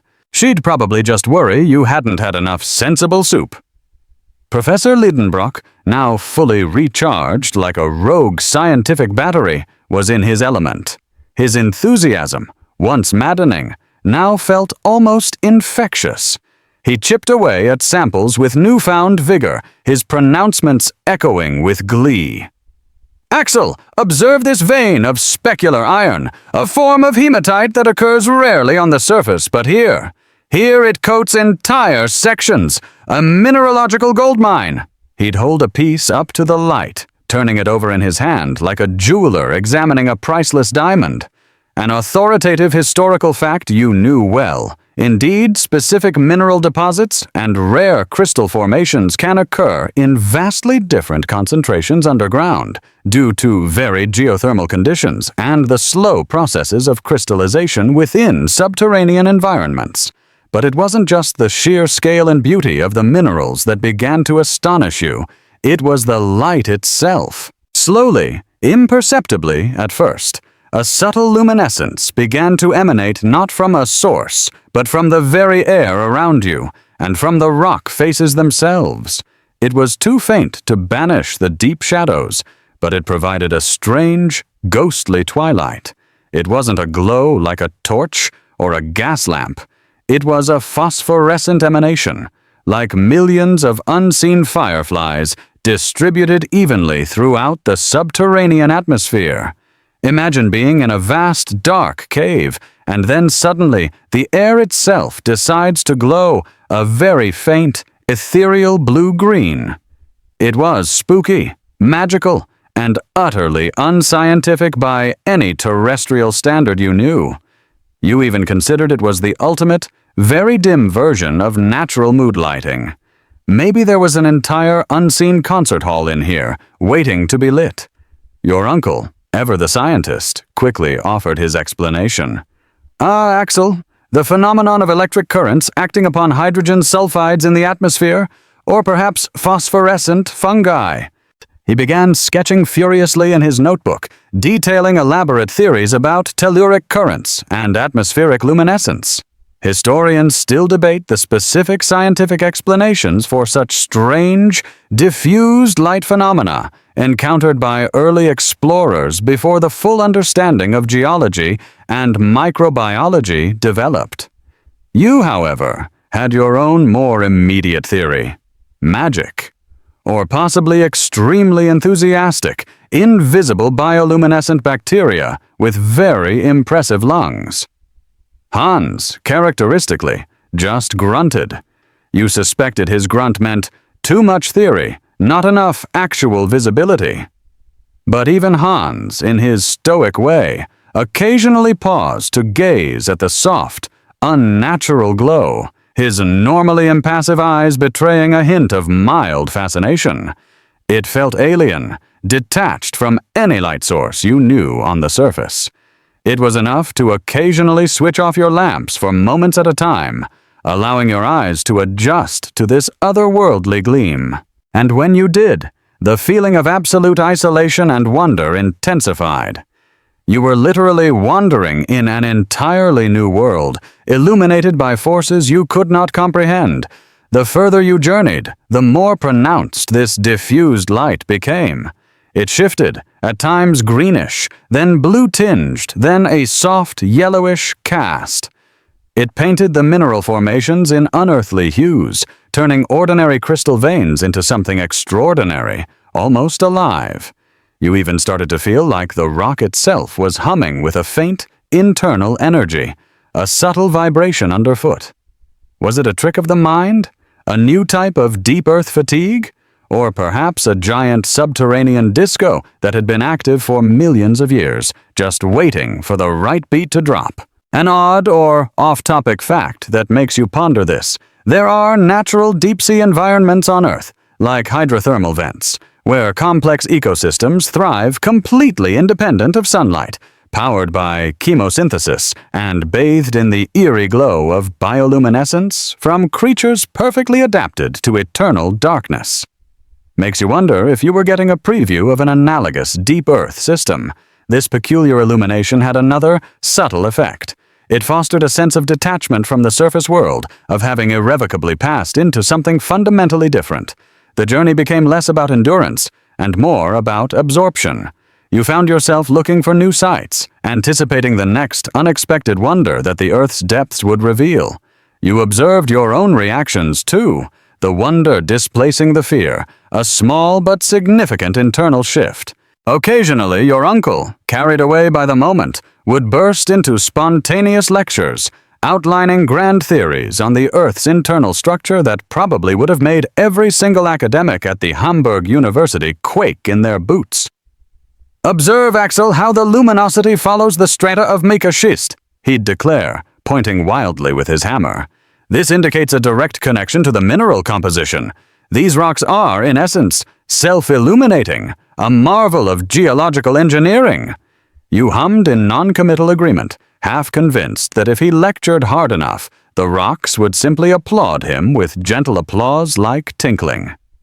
It's certainly more likely than actual human applause underground. You shuffled on, occasionally touching the cool, luminous rock face. It felt solid, yet strangely alive. There was no heat emanating from it, no obvious source of chemical reaction, just this passive, perpetual radiance. It felt old, profoundly old, as if the light itself had been brewing within the planet since its very formation. This was a testament to the planet's profound mysteries. It also meant you really, truly, didn't need to pack those headlamps anymore. You silently chuckled. It felt like walking through a living kaleidoscope, though a very quiet, perpetually glowing one. Perhaps the greatest challenge wasn't surviving the journey, but absorbing its sheer, overwhelming, beautiful improbability. And as the passages began to level out even further, and the faint phosphorescence grew slightly stronger, bathing the vast subterranean caverns in a permanent, eerie twilight, a new sound began to filter through the echoing silence. At first it was a subtle rumble, like distant thunder, or perhaps a very large stomach growling from hunger after a 1,000-year nap. Then it grew into a deeper, resonant hum, an almost imperceptible vibration underfoot. It wasn't the distant sound of falling rocks or geological shifts. It was something vast, something immense. You tilted your head, trying to decipher it, a primal curiosity overriding your natural cautiousness. Your uncle paused, his brow furrowed, a rare expression of uncertainty. "Axel, do you hear that?" His voice, usually so boisterous, was hushed, almost reverent. You nodded, a shiver running down your spine.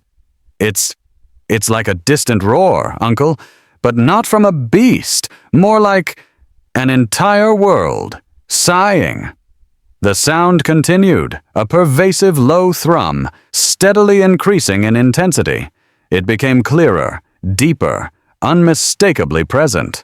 It was a vast, continuous sound, not just in the air, but resonating through the very stone beneath your feet. Your curiosity had reached a fever pitch. You were moving toward it, whatever it was. And with each step forward, the glow in the air grew slightly more defined, casting a subtle shifting luminescence across the immense, shadowy forms ahead. It was like approaching a horizon, but this horizon was not of sky and land, but of untold geological grandeur. What unimaginable space, what incredible phenomenon could produce such an omnipresent, sonorous murmur? You could barely suppress a shiver of true anticipation. The deepest secret of the earth seemed poised, just beyond your vision, to reveal itself in the luminous, silent embrace of the deep. You had journeyed through darkness and despair, past unimaginable depths, and now, finally, something immense awaited you. The omnipresent hum grew steadily louder, a deep, sonorous vibration that you felt in your bones, as much as heard with your ears. It wasn't an aggressive roar, more like the earth itself breathing, a continuous, resonating murmur that hinted at something colossal.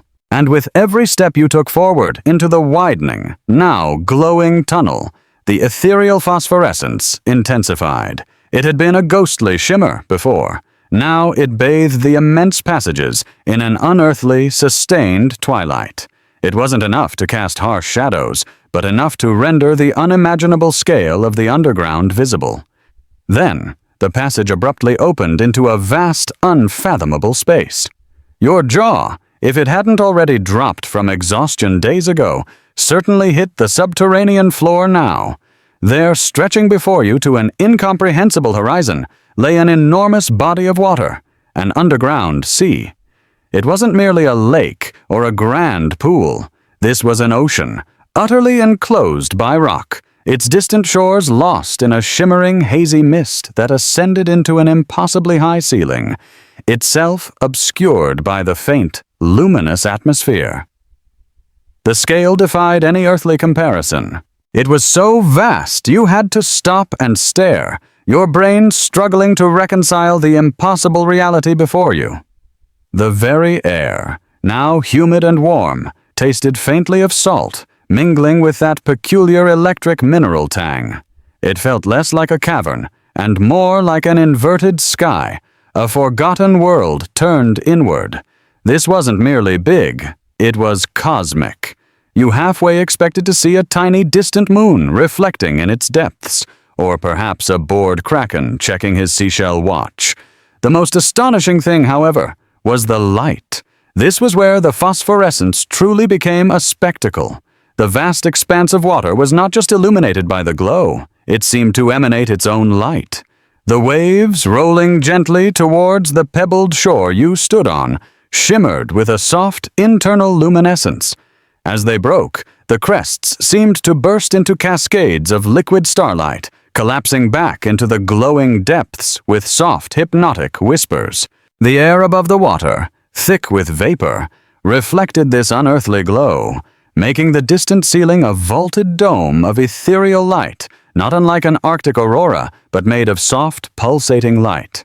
It was stunning, alien, and breathtakingly beautiful. It felt like watching an entire galaxy decided to take a nice, relaxing dip in a very large bathtub. Magnificent! Stupendous! A subterranean ocean, Axel! Your uncle's voice, a mere squeak compared to the echoing immensity, was trembling with a profound, unadulterated awe that silenced even his usual rapid-fire theories. He gestured wildly towards the seemingly infinite expanse. Leif's Sea? Or perhaps I shall name it the Liedenbrock Ocean, for posterity. He looked almost childlike in his excitement, abandoning all scholarly reserve for the sheer, glorious wonder of the moment. You, meanwhile, just felt a strange mix of disbelief and an overwhelming urge to ask if there was a life raft and a small snack bar somewhere. You felt a warm, slightly humid breeze on your face, carrying the scent of salt. The lapping of the luminous waves against the shore was the only sound now, a soft, rhythmic hush that calmed your frayed nerves and filled you with a profound sense of peace. You knew, intrinsically, that you were further beneath the Earth's surface than any human being in recorded history, a living testament to a truth so wild, so improbable, it could shatter the scientific understanding of the very planet. An authoritative historical fact you recalled. In 1863, deep-sea exploration was nascent. The British Challenger expedition, 1872 to 1876, would be one of the first major scientific voyages to systematically study ocean depths, revealing life and geological features far beyond previous imagining. The concept of a subterranean ocean, however, was completely uncharted territory for serious science. Hans, characteristically, remained silent, his gaze sweeping across the vast expanse. But you saw a subtle widening of his eyes, a faint softening around the mouth that hinted at his own astonishment. Even his stoic demeanor could not entirely mask the wonder this sight evoked. He had seen strange things in the Icelandic wilderness. But this was beyond comprehension. He merely tilted his head, perhaps debating whether eider ducks adapted for diving deep into subterranean saltwater might be harder to catch. You yourself considered the strange implications. Would fish here have bioluminescence? Would they taste like salt and faintly like electric eels? It made you almost eager to find out. The phosphorescence itself, the very source of this otherworldly light, was a riddle. Your uncle immediately began postulating its origin. Axel, phosphorescent microorganisms, a natural, self-renewing source of light from primitive aquatic life, a bioluminescent ecosystem entirely divorced from surface world solar energy. He started digging for his notebook, probably eager to invent a new classification system for self-glowing pond scum. Historians still debate whether spontaneous natural phosphorescence observed in geological phenomena was a misinterpretation of microbial bioluminescence or a true but then unexplained physical property of certain subterranean gases and minerals. You, at this point, were content to simply bask in its surreal glow. It just was, and it was glorious. An odd or off-topic fact that sometimes crosses your mind in moments like these. Some of the Earth's oldest known rocks, including Xerion crystals dating back over 4.4 billion years, contain tiny fluid inclusions with water molecules that may have been trapped deep within the planet's interior since its very formation. Could this underground sea be ancient beyond reckoning, its water having never seen the sun? You hoped so, and then promptly felt silly for pondering something so deep at a time like this. You felt like an amateur deep-sea philosopher, a very parched one. The surface of this internal sea was calm, yet restless. Long, undulating waves broke softly, murmuring secrets against the rocky shore. The mist hanging over the water, shimmering in the perpetual glow, suggested tremendous evaporation, but with nowhere to go, forming a self-contained hydrological cycle. What lay beneath the luminous waves? What unknown depths and incredible creatures? The very idea of plumbing such an unchartable ocean filled you with a terrifying blend of excitement and existential dread. You had no vessel, no means of crossing this colossal expanse. It was like reaching the seashore of a continent that existed entirely within another planet. You just looked at your uncle and blurted, "Right, so who's got a spare cruise ship? Or at least a very sturdy canoe? My swimming lessons only covered the local pond." But the professor was already pacing the pebbled beach, his eyes scanning for resources.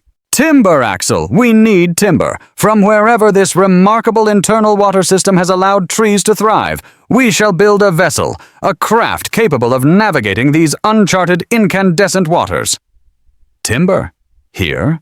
You mentally scoffed, but then your eyes fell upon a peculiar, ancient log, strangely shaped but clearly wood, washed up further down the beach. You hadn't noticed it before, too distracted by the blinding scope of the ocean itself. Could a landlocked ocean, miles beneath the surface, actually have floating driftwood? This world continued to defy every logic you knew. Perhaps, you thought, if you truly committed to this absurd journey, you could eventually achieve your dream of turning into a sentient, perpetually baffled mineral. The implication was immense. Not only had Saknussemm found a way into the earth, he had somehow, against all odds, managed to navigate its deep, providing detailed directions, allowing future adventurers to uncover something so monumental that it would literally redefine science, or perhaps get them very, very lost. It felt less like an achievement of geology and more like the ultimate act of terrestrial-defying engineering. This body of water had never been disturbed, never charted, its inhabitants, if any, living in perfect, isolated equilibrium for eons. The thought sent a thrilling shiver down your spine, overcoming any lingering fear of imminent implosion. You sat on a warm, smooth piece of obsidian rock, letting the quiet marvel wash over you. The air, though warm and damp, felt clean, unsullied by the pollutants of the surface world. There was no smell of smoke or industry, only the primordial tang of rock and water. It felt incredibly ancient, a snapshot of what Earth might have been like in its early days, before the atmosphere and surface cooled completely, a living museum frozen in geological time. And here you were, Axel Lidenbrock, chronicler of the ordinary, plopped right into the middle of it. If your literary society back in Hamburg could see you now, they'd either applaud your insane bravery or immediately commit you to a sanitarium for advanced delusion, This was a point of no return in a very literal sense. There was no practical way back up the narrow, winding chimney you had descended. The sea presented a new, insurmountable barrier, stretching from horizon to shimmering horizon. You were truly isolated now, deep within the heart of the earth, reliant solely on your uncle's unwavering determination, Hans's silent ingenuity, and, quite possibly, blind geological luck. The choice had been made, whether you consented or not. Now, it was a matter of pushing forward, into the incandescent depths, to see what else this hidden world concealed. And as the soft, mesmerizing glow from the waters painted the cavern in perpetual twilight, you knew this was only the beginning of another, even wilder chapter. A journey across this living, luminous ocean seemed to beckon, promising secrets and spectacles even grander than the one you now witnessed. The hum that had led you to the boundless subterranean ocean now mingled with the rhythmic whisper of phosphorescent waves breaking gently on the pebbled shore. You had recovered your wits mostly after the initial, brain-rearranging shock of seeing an entire sea tucked neatly into the Earth's core. The sheer scale was overwhelming. Your uncle, ever practical, even amidst existential wonder, quickly pivoted from contemplation to logistics. "Timber, Axel! Timber!" he had declared. And against all earthly logic, as if answering his summons, there it was, washed up on the shoreline, not just a single log, but a scattered collection of ancient hardened timber, dark and oddly shaped, but unmistakably wood. It was an uncanny gift, perhaps carried from some impossibly old subterranean forest by currents unseen. Historians still debate whether true scientific expeditions benefit more from meticulous planning or spontaneous, convenient discovery of crucial resources. Your current opinion leaned heavily towards the latter. Hans, without a flicker of surprise, simply walked over to the collection, examining each piece with the knowing eye of a carpenter surveying lumber. These weren't fresh-cut planks, mind you. They were ancient, likely petrified or semi-petrified by millennia under the earth, but sturdy enough to be buoyant. Their surfaces were worn smooth, almost polished by untold ages of subaquatic travel. Your uncle, his mind already a whirlwind of construction diagrams, began issuing directives. "A raft, Axel! We require a vessel sturdy enough for ocean-going conditions, yet simple enough to be assembled with the limited tools we possess." You probably sighed internally. Simple was not a word often associated with his projects, or your own current state of extreme deep earth residency. Building the raft became your new, desperate focus. Hans, with his uncanny ability to perform manual labor with the grace of a silent artisan, quickly took charge. He chose the thickest, most intact sections of timber, expertly lashing them together with rope, woven from discarded provision sacks and whatever stout, fibrous plant life could be salvaged from the rock crevices, a remarkably strong, if surprisingly flexible, almost organic twine. Your uncle, in his characteristic style, hovered over the work, offering unsolicited, usually redundant advice. "Ensure the lashings are secure, Hans. A proper tautness is crucial. Do not skimp on the tensile strength." You, however, mostly focused on holding the plank steady, wiping sweat from your brow, and marveling at Hans's ability to work without seeming to breathe or feel fatigued.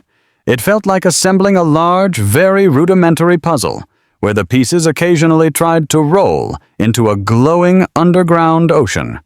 You fashioned a rudimentary mast from the straightest pole and secured a makeshift sail, crafted from your canvas tent, to it. This was less a sailboat and more a glorified wooden bath mat, but on the calm, glowing surface of Leif's, or Leidenbrock's, sea, it might just work. It reminded you slightly of building sandcastles as a child, only these stakes were significantly higher, and the sand was actually made of solidified igneous rock. An odd or off-topic fact that sometimes crosses your mind while contemplating primitive transportation.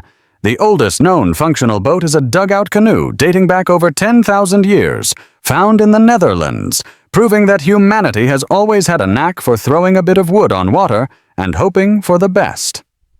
You certainly hoped that best in your current scenario didn't involve an unfortunate encounter with a very old, very large, toothy aquatic beast.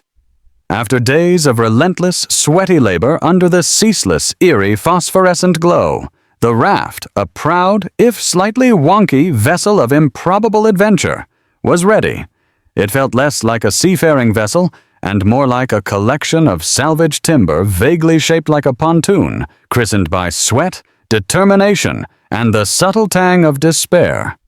It swayed gently at the shore, reflecting the luminescence of the water, a shimmering silhouette against the vast, cavernous expanse.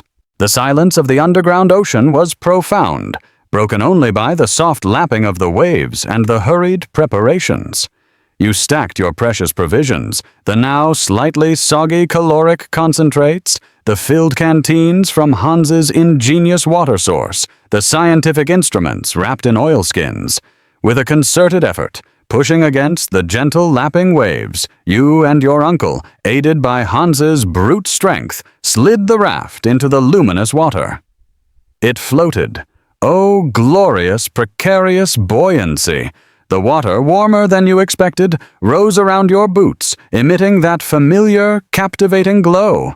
There was a sense of finality to stepping onto the raft, a decisive abandonment of any hope of ever walking on solid surface ground again. You were now a true explorer, or perhaps just a very committed fool, cast adrift on an ocean entirely new to humanity, suspended between geological layers. You briefly wondered if there was some cosmic lost and found, where your life choices could be returned to sender. Probably not.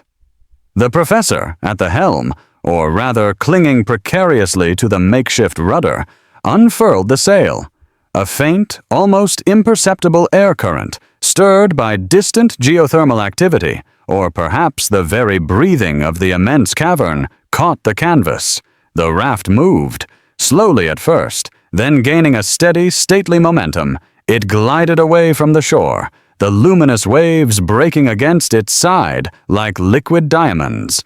The beach receded, swallowed by the phosphorescent haze. As you drifted deeper into the expanse, the scale of this underground ocean became truly apparent. The distant shores were mere blurs of light and shadow, and the towering ceiling remained obscured by the misty glow, a vaulted firmament of solid rock that felt impossibly vast. It was like sailing on a sky of light, under a sky of rock. Time became elastic, meaningless. You floated for hours, for days, eating the monotonous concentrates, sleeping fitfully on the rough timbers, taking shifts at the helm. Your world was now a constant hypnotic glow, the murmur of the waves and the overwhelming silence that filled the space between.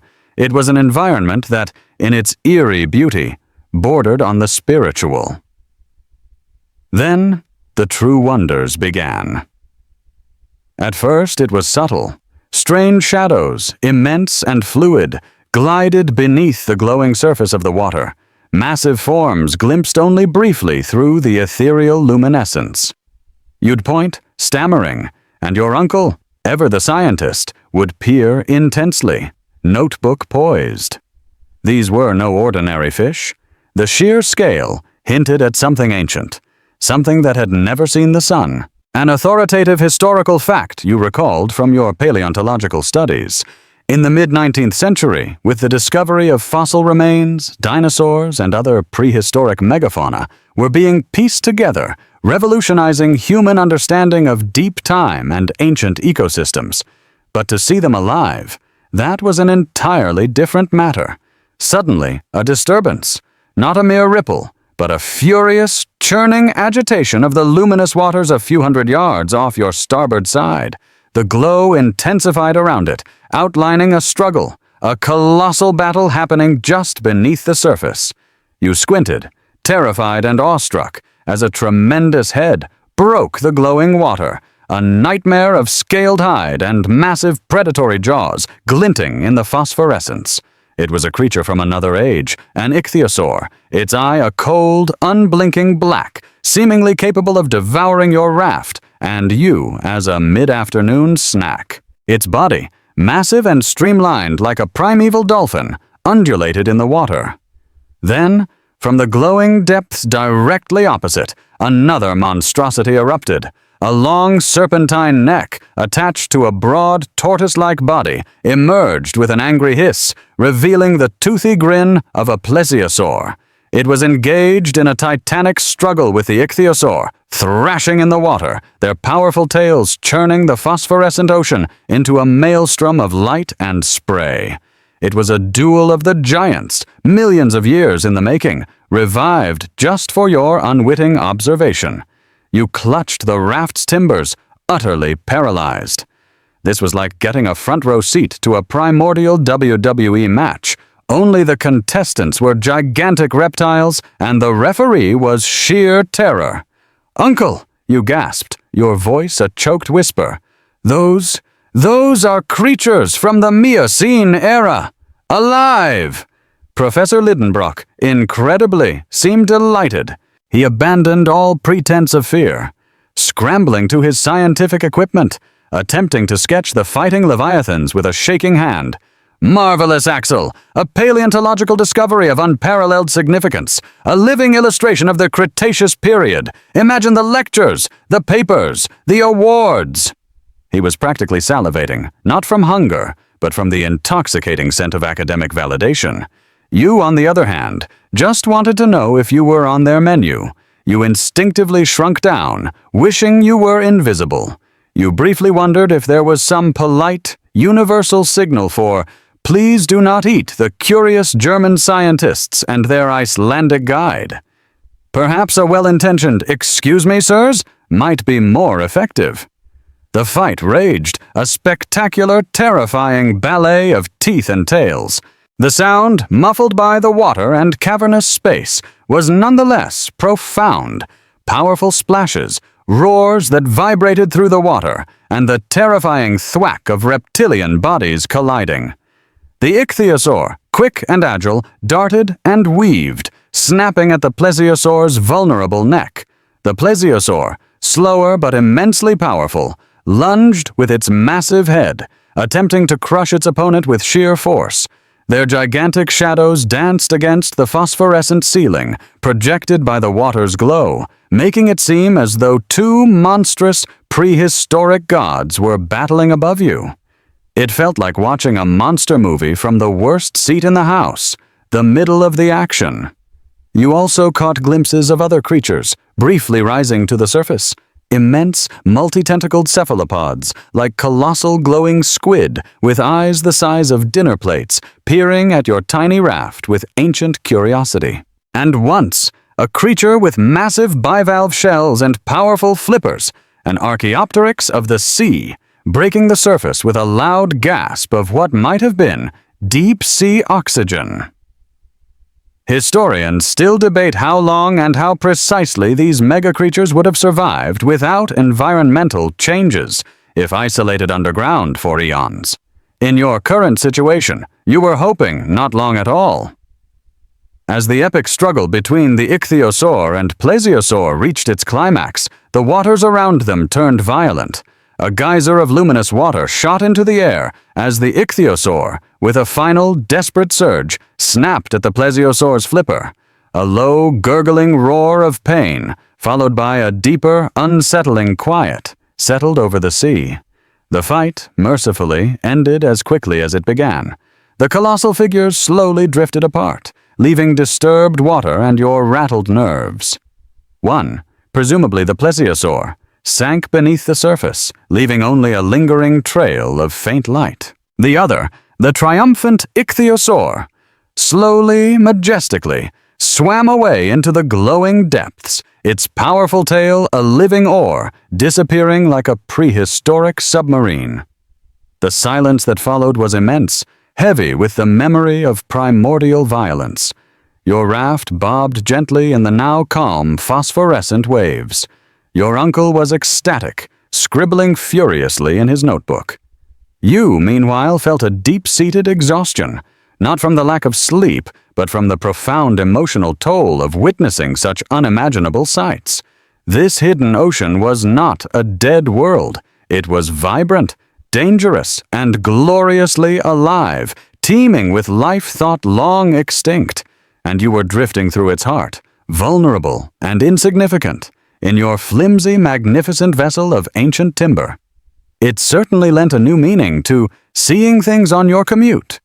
You truly wondered what other terrifying, unbelievable sights this glowing ocean had in store for you, and if your makeshift raft could possibly survive any further historical encounters.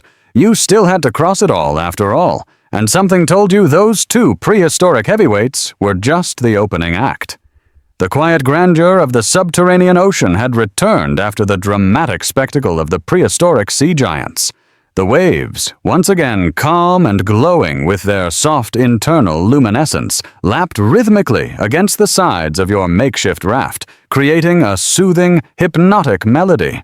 It felt almost peaceful if you ignored the faint metallic scent in the air and the knowledge that something enormous and toothy might just be swimming quietly beneath your precarious wooden platform. You were certainly less terrified than you had been a few hours earlier, mostly due to sheer exhaustion, a common remedy for extreme fear, right after a very large blanket fort.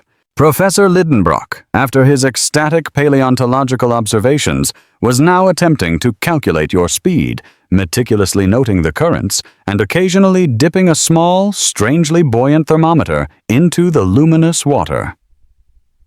Axel, the consistency of this water, a precise blend of elements. One must document everything. The chemical composition of a living ocean, perhaps even trace minerals unique to an inner Earth. He sounded like he was planning a very specific gourmet meal that no one on the surface would ever get to taste. You, on the other hand, just wanted to know if this ocean came with an express lane to the exit. Hans, at the steering oar, guided the raft with effortless grace, his eyes scanning the horizon, which here meant the distant, hazy boundary of the phosphorescent sea. He seemed immune to fatigue, or perhaps simply had a greater natural affinity for profound geological weirdness than the rest of humanity. You occasionally tried to discern his thoughts, but Hans's face was as readable as the underside of a rock. He just was, a reliable constant in a truly alien environment. Historians still debate whether true stoicism is an innate personality trait, or simply a deeply ingrained aversion to excessive chatter, especially during precarious exploration.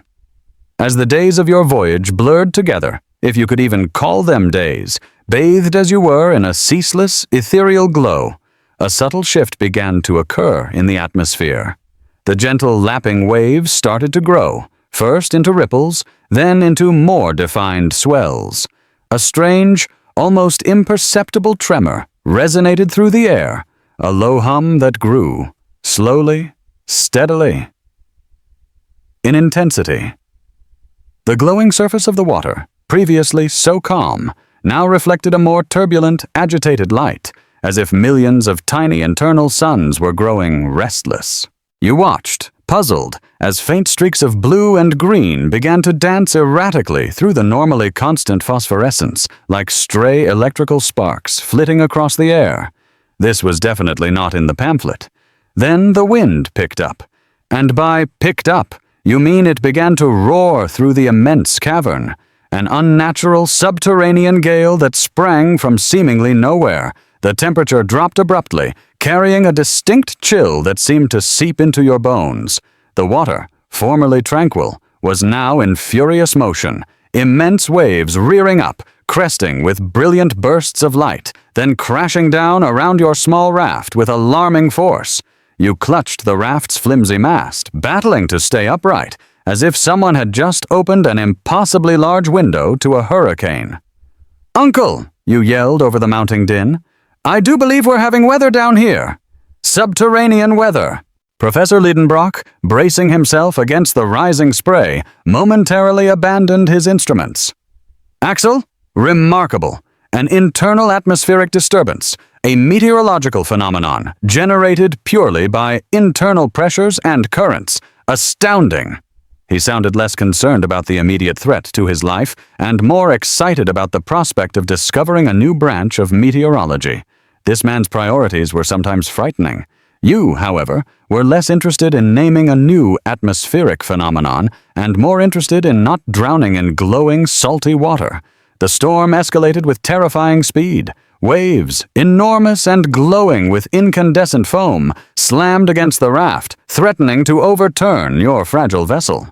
You found yourself clinging for dear life, soaked to the bone by the cold, luminous spray. The sky, that impossibly high, shadowy rock ceiling, seemed to darken even further, plunging the already ethereal landscape into a profound, oppressive gloom that was broken only by shocking, sporadic flashes of light.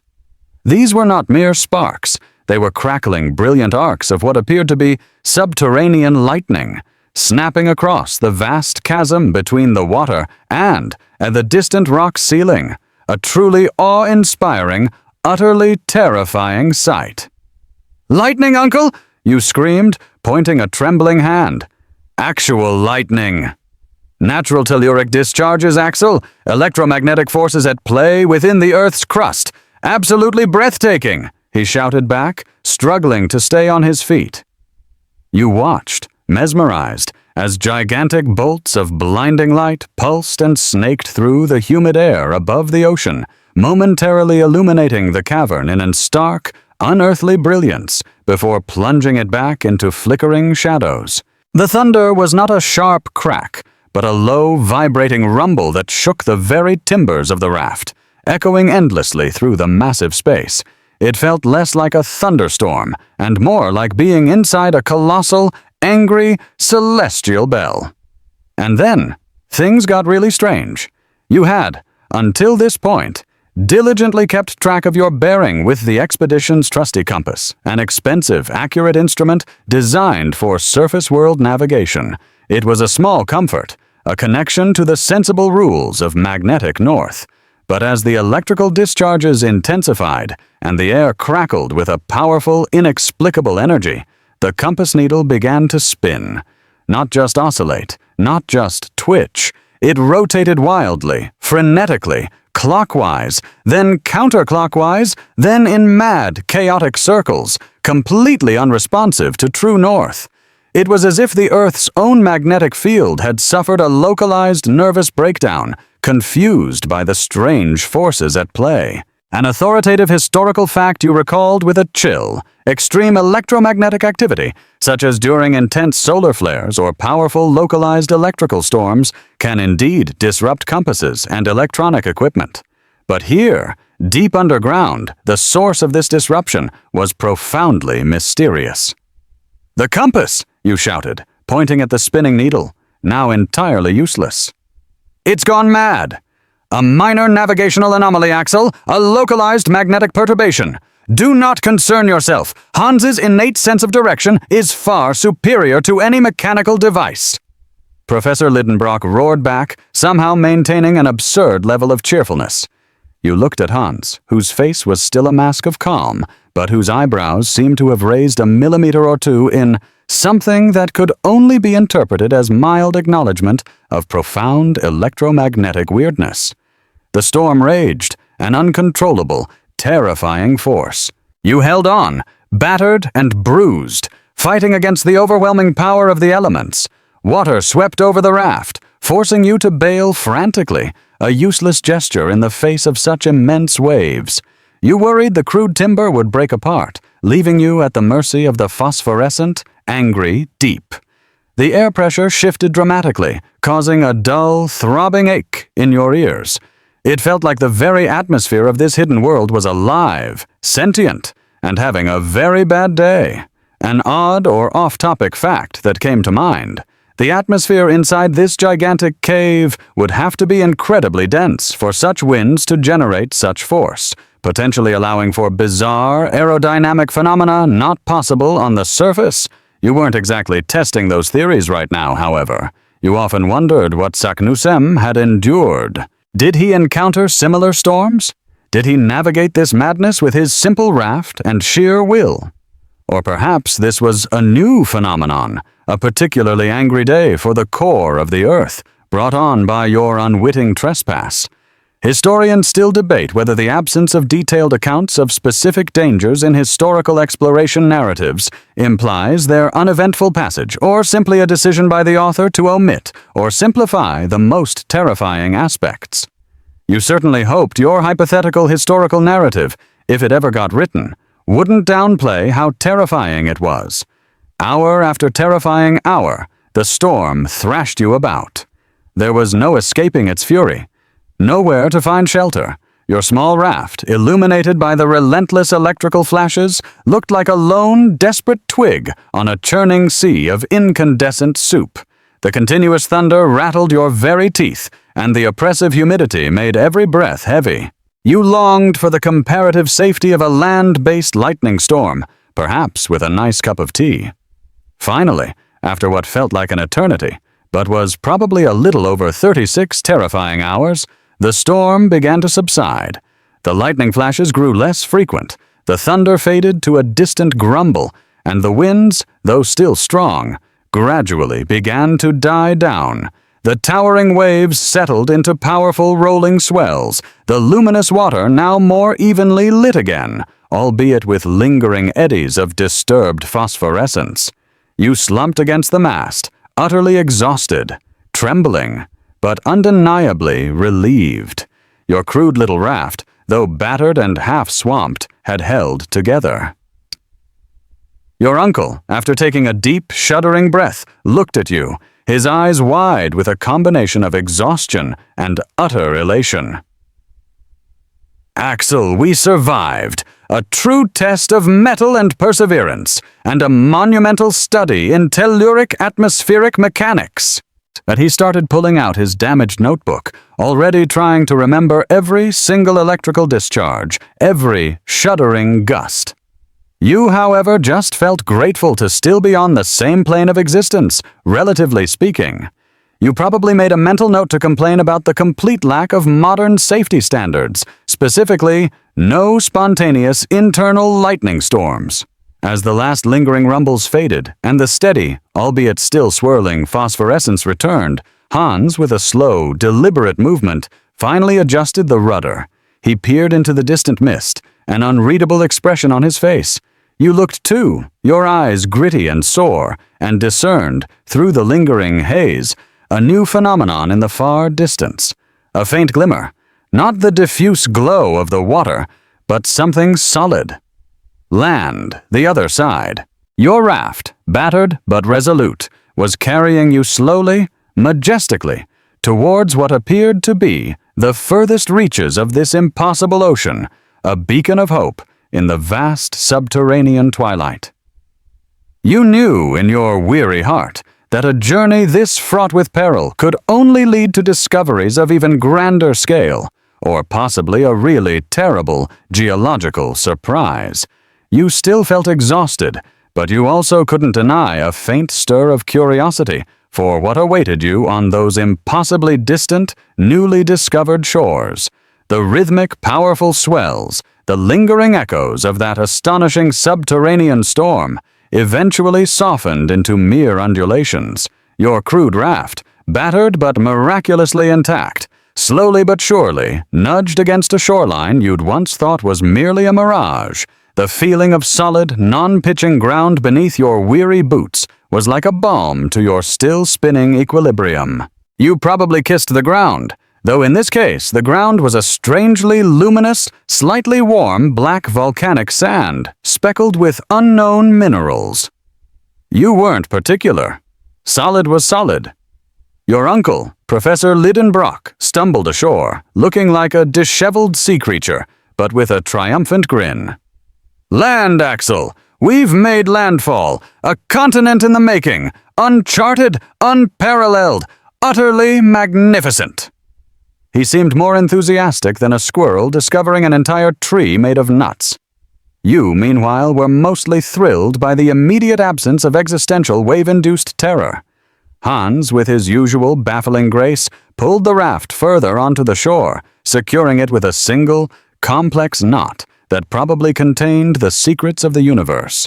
He then proceeded to do what he always did after extreme physical exertion: quietly prepare a meager but nourishing meal of dried concentrates, and mercifully more of that glorious underground water. The air here was warm and surprisingly humid, not stifling, but rather heavy with the scent of unfamiliar damp earth, and a subtle musky odor you couldn't quite place. It felt primordial, as if you'd just stepped into a landscape that the rest of the world had long since forgotten existed. Historians still debate whether explorers facing such alien environments initially felt more fear, wonder, or an overwhelming desire for a properly brewed cup of coffee. You were definitely leaning towards coffee, and possibly a very large, non-glowing duvet. As the persistent phosphorescence bathed the land, painting everything in shades of eerie green and blue, the first sight of what truly lay before you became visible, and it defied every single geological textbook you had ever painstakingly organized. Stretching inland, away from the luminous sea, was not barren rock, but an immense, dense forest. But this was no ordinary forest. The trees, some towering to astonishing heights, were unlike anything you had ever seen. Their trunks were immense, gnarled, and covered in what appeared to be dark, scaled bark, rising like ancient columns towards the indistinct, glowing ceiling, which was hundreds of feet above. Their leaves were vast, thick, and fleshy, many bearing shapes utterly alien to modern flora. Some were broad and paddle-like, others resembled immense fern fronds, their structures seemingly primitive, reminiscent of plants from geological eras long past. It was like stepping into a greenhouse, but one cultivated by the very essence of primeval Earth itself. You found yourself humming the melody from the Nutcracker and imagined you were walking through a particularly unsettling part of the Sugar Plum Fairy's backyard. Axel, observe! Gigantic lycopods, immense lepidodendrons. Here are the flora of the Carboniferous period, alive, vibrant, untouched. Professor Lidenbrock cried, already rushing headlong into the botanical wonderland. He pulled out a large, heavy tome on ancient botany, frantically trying to match the living specimens to his drawings of fossils. He looked utterly delirious, a man whose life's work was now literally unfolding before his very eyes. An authoritative historical fact here. The Carboniferous period, spanning from approximately 359 to 299 million years ago, was indeed characterized by vast, swampy forests dominated by giant lycopods like scale trees and tree ferns, whose fossilized remains later formed much of Earth's coal deposits. To see them living was a paleontological miracle beyond imagination. You, however, mostly felt like a very small, utterly lost mouse in a giant, very damp, prehistoric garden. You shuffled deeper into the dense undergrowth, your boots crunching on strange, bulbous forms of fungi that glowed with an even brighter, more localized phosphorescence, some shimmering with brilliant internal colors, others pulsing like gigantic, fleshy eyes. These fungi were unlike any surface variety. They seemed to thrive in the ceaseless twilight, producing their own light. You also noticed huge, multi-segmented insects scuttling underfoot, giant dragonflies flitting through the thick air, and massive, clumsy butterflies, their wings translucent and glowing with ethereal light. You were certainly thankful that the Earth's core apparently produced more glowing insects than angry biting ones. At least you hoped so. The silence here was not the oppressive emptiness of the deep tunnels. It was a profound, humming stillness, broken only by the soft drip of moisture from the overhead foliage and the occasional unfamiliar rustling that made your hairs stand on end. You knew this was a new, pristine ecosystem, self-contained and perhaps entirely isolated for millions of years. And in such an environment, the inhabitants might be as old and magnificent as the flora. You tightened your grip on your pickaxe, just in case. After all, if the flora were prehistoric, what about the fauna? As you ventured deeper, the ground beneath your feet changed, becoming softer, richer, with patches of marshy earth indicating pockets of water amongst the roots. And then, Through the thick, shadowy trunks of the primeval trees, you heard it. A sound, low and rhythmic at first, like distant, immense footsteps. A ground-shaking thump, thump, thump. It vibrated through the earth, a sound too heavy, too deliberate to be a mere tremor. It was the sound of colossal weight, immense power, approaching slowly but surely. Your uncle froze, his botanical samples forgotten. Hans, immediately on alert, raised his primitive firearm. A hunting rifle carried more for ceremony than serious use in an environment this alien. You, meanwhile, tried to locate the nearest climbable tree that wouldn't snap like a twig if a giant reptile decided to lean on it. The air felt thick with anticipation, and a scent, that musky, animalistic smell you'd noted earlier, intensified, making the hairs on your arms prickle. Then, from amidst the swirling, phosphorescent mists between the monstrous tree trunks, an impossibly enormous shadow emerged. It was an animal, certainly, but an animal of titanic proportions, lumbering slowly through the primeval undergrowth. It was too massive for a terrestrial bear, too heavy for any elephant you knew from the surface world zoos. And then you saw it clearly. Tusks, colossal and curved like gigantic ivory sabers, rising majestically from its immense, shaggy head. Its body was covered in thick, dark fur, its ears enormous and flapped gently, and its eyes, intelligent and ancient, stared out from beneath heavy brows as it paused, rumbling softly. "By all that is holy," you whispered, utterly awestruck. "A mammoth! A living, breathing, woolly mammoth!" An animal thought long extinct, frozen forever in icy permafrost on the surface world, was now, unbelievably, striding with quiet majesty through an underground forest. It was an odd or off-topic fact to consider here. Mammoths indeed had incredibly thick, insulating coats of fur and layers of fat, perfectly adapted for glacial climates on the surface. Here, in the damp, warm subterranean environment, you wondered if it was constantly overheating, perhaps even subtly grumbling about needing a good air conditioner for its tusks. The mammoth, majestic in its unearthly habitat, was indeed massive, dwarfing the enormous trees, making them seem almost small. It plucked a giant, fern-like frond with its flexible trunk, casually stripping the leaves with a practiced motion. Its breath was visible in the phosphorescent air, a slow, deep exhalation. The sound of its chewing, a soft, deliberate crunching, echoed through the cavern. This was not a fierce beast, but a ponderous, peaceful herbivore, a living ghost from Earth's ancient past, brought forth from the depths of time itself. Your uncle, of course, reacted like a child in a toy store. He abandoned his attempt to sketch plants, dropped his scientific tome, and fumbled for his binoculars, holding them with trembling hands. "Axel! Axel! Unbelievable! A direct descendant of the diluvial period! An Elephas primigenius! What an opportunity! Imagine a specimen for the Berlin Museum of Natural History!" He was probably already imagining himself in a top hat, leading the public parade for the capture of said enormous creature. You just hoped the mammoth wouldn't mind if a distinguished German academic suddenly attempted to put a tiny museum tag on its immense ear. Hans, seeing the peaceful nature of the beast, slowly lowered his rifle, but remained alert, ever watchful. The mammoth was accompanied by others, faint outlines in the glowing distance, part of a small, tranquil herd.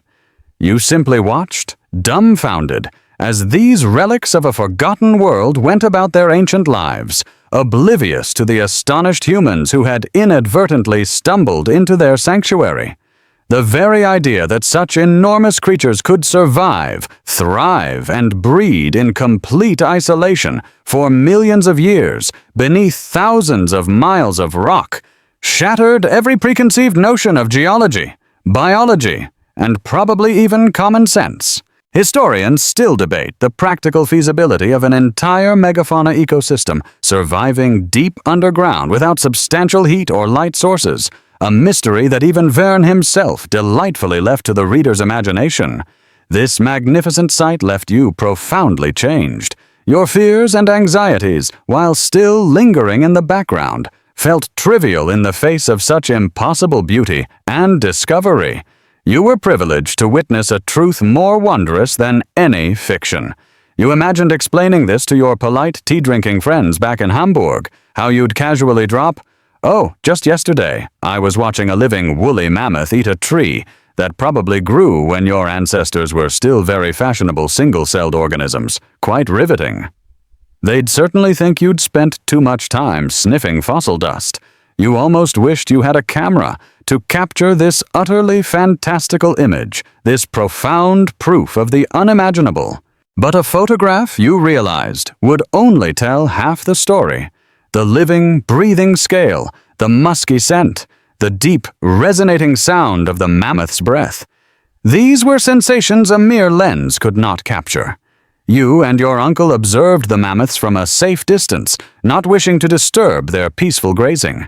They moved with an incredible slowness, their ancient, powerful bodies navigating the giant flora with practiced ease. This forest, a botanical relic from the Earth's fiery past, was now their unperturbed home, bathed in the strange, permanent glow of the underground sea. You felt a deep, respectful silence settle over the three of you. This wasn't just a discovery. It was a revelation, proving that the world was infinitely stranger and more magnificent than any human had ever dared to dream. And if mammoths could survive down here, what else might be lurking, ancient and glorious, in the deeper reaches of this hidden world? You were learning, one terrifyingly beautiful step at a time, just how profoundly vast the unknown could be. The journey had shown you depths you could only imagine, and now it was showing you life you never knew could exist. Your expedition was proving more than theories. It was rewriting the very fabric of existence. The tranquil, bewildering beauty of the subterranean forest, teeming with living fossils like those majestic woolly mammoths, held you in a silent awe. You and your uncle, accompanied by Hans, moved slowly, almost reverently, through the giant lycopod trees and the glowing fungi. The very air felt thick with primordial history, a testament to time moving at an utterly incomprehensible pace. You felt a persistent tickle of dust on your hands, a strange, earthy residue from the millennia that had accumulated around these ancient giants. Professor Lidenbrock, usually a man of furious scientific exertion, seemed content for a fleeting moment to simply be gazing at the incredible spectacle of prehistoric life. You, too, found a strange sense of peace here, though it was probably due to the lingering wonder of simply surviving the tempestuous voyage and not becoming a snack for an ichthyosaur. You almost forgot your earlier worries about the structural integrity of your internal organs. Almost. As you continued to navigate this impossible landscape, you found yourselves following the soft, damp trail left by the colossal mammoths. Their path seemed to be leading to an area even deeper within the colossal cavern, away from the glowing shore and towards the enigmatic, perpetually misty center of this incredible ecosystem. The ground beneath your feet became less firm, more swampy in places, with pockets of water forming tiny, glowing ponds reflecting the phosphorescent flora. The sounds, still muted, seemed to grow slightly more organic, rustling leaves, a distant splash, and that low, ancient thrumming of the deep earth. You sometimes caught yourself humming an Icelandic folk tune Hans had been silently singing, or, well, grunting the rhythm of, from earlier. Suddenly the dense forest began to thin, revealing a more open, less vegetated landscape.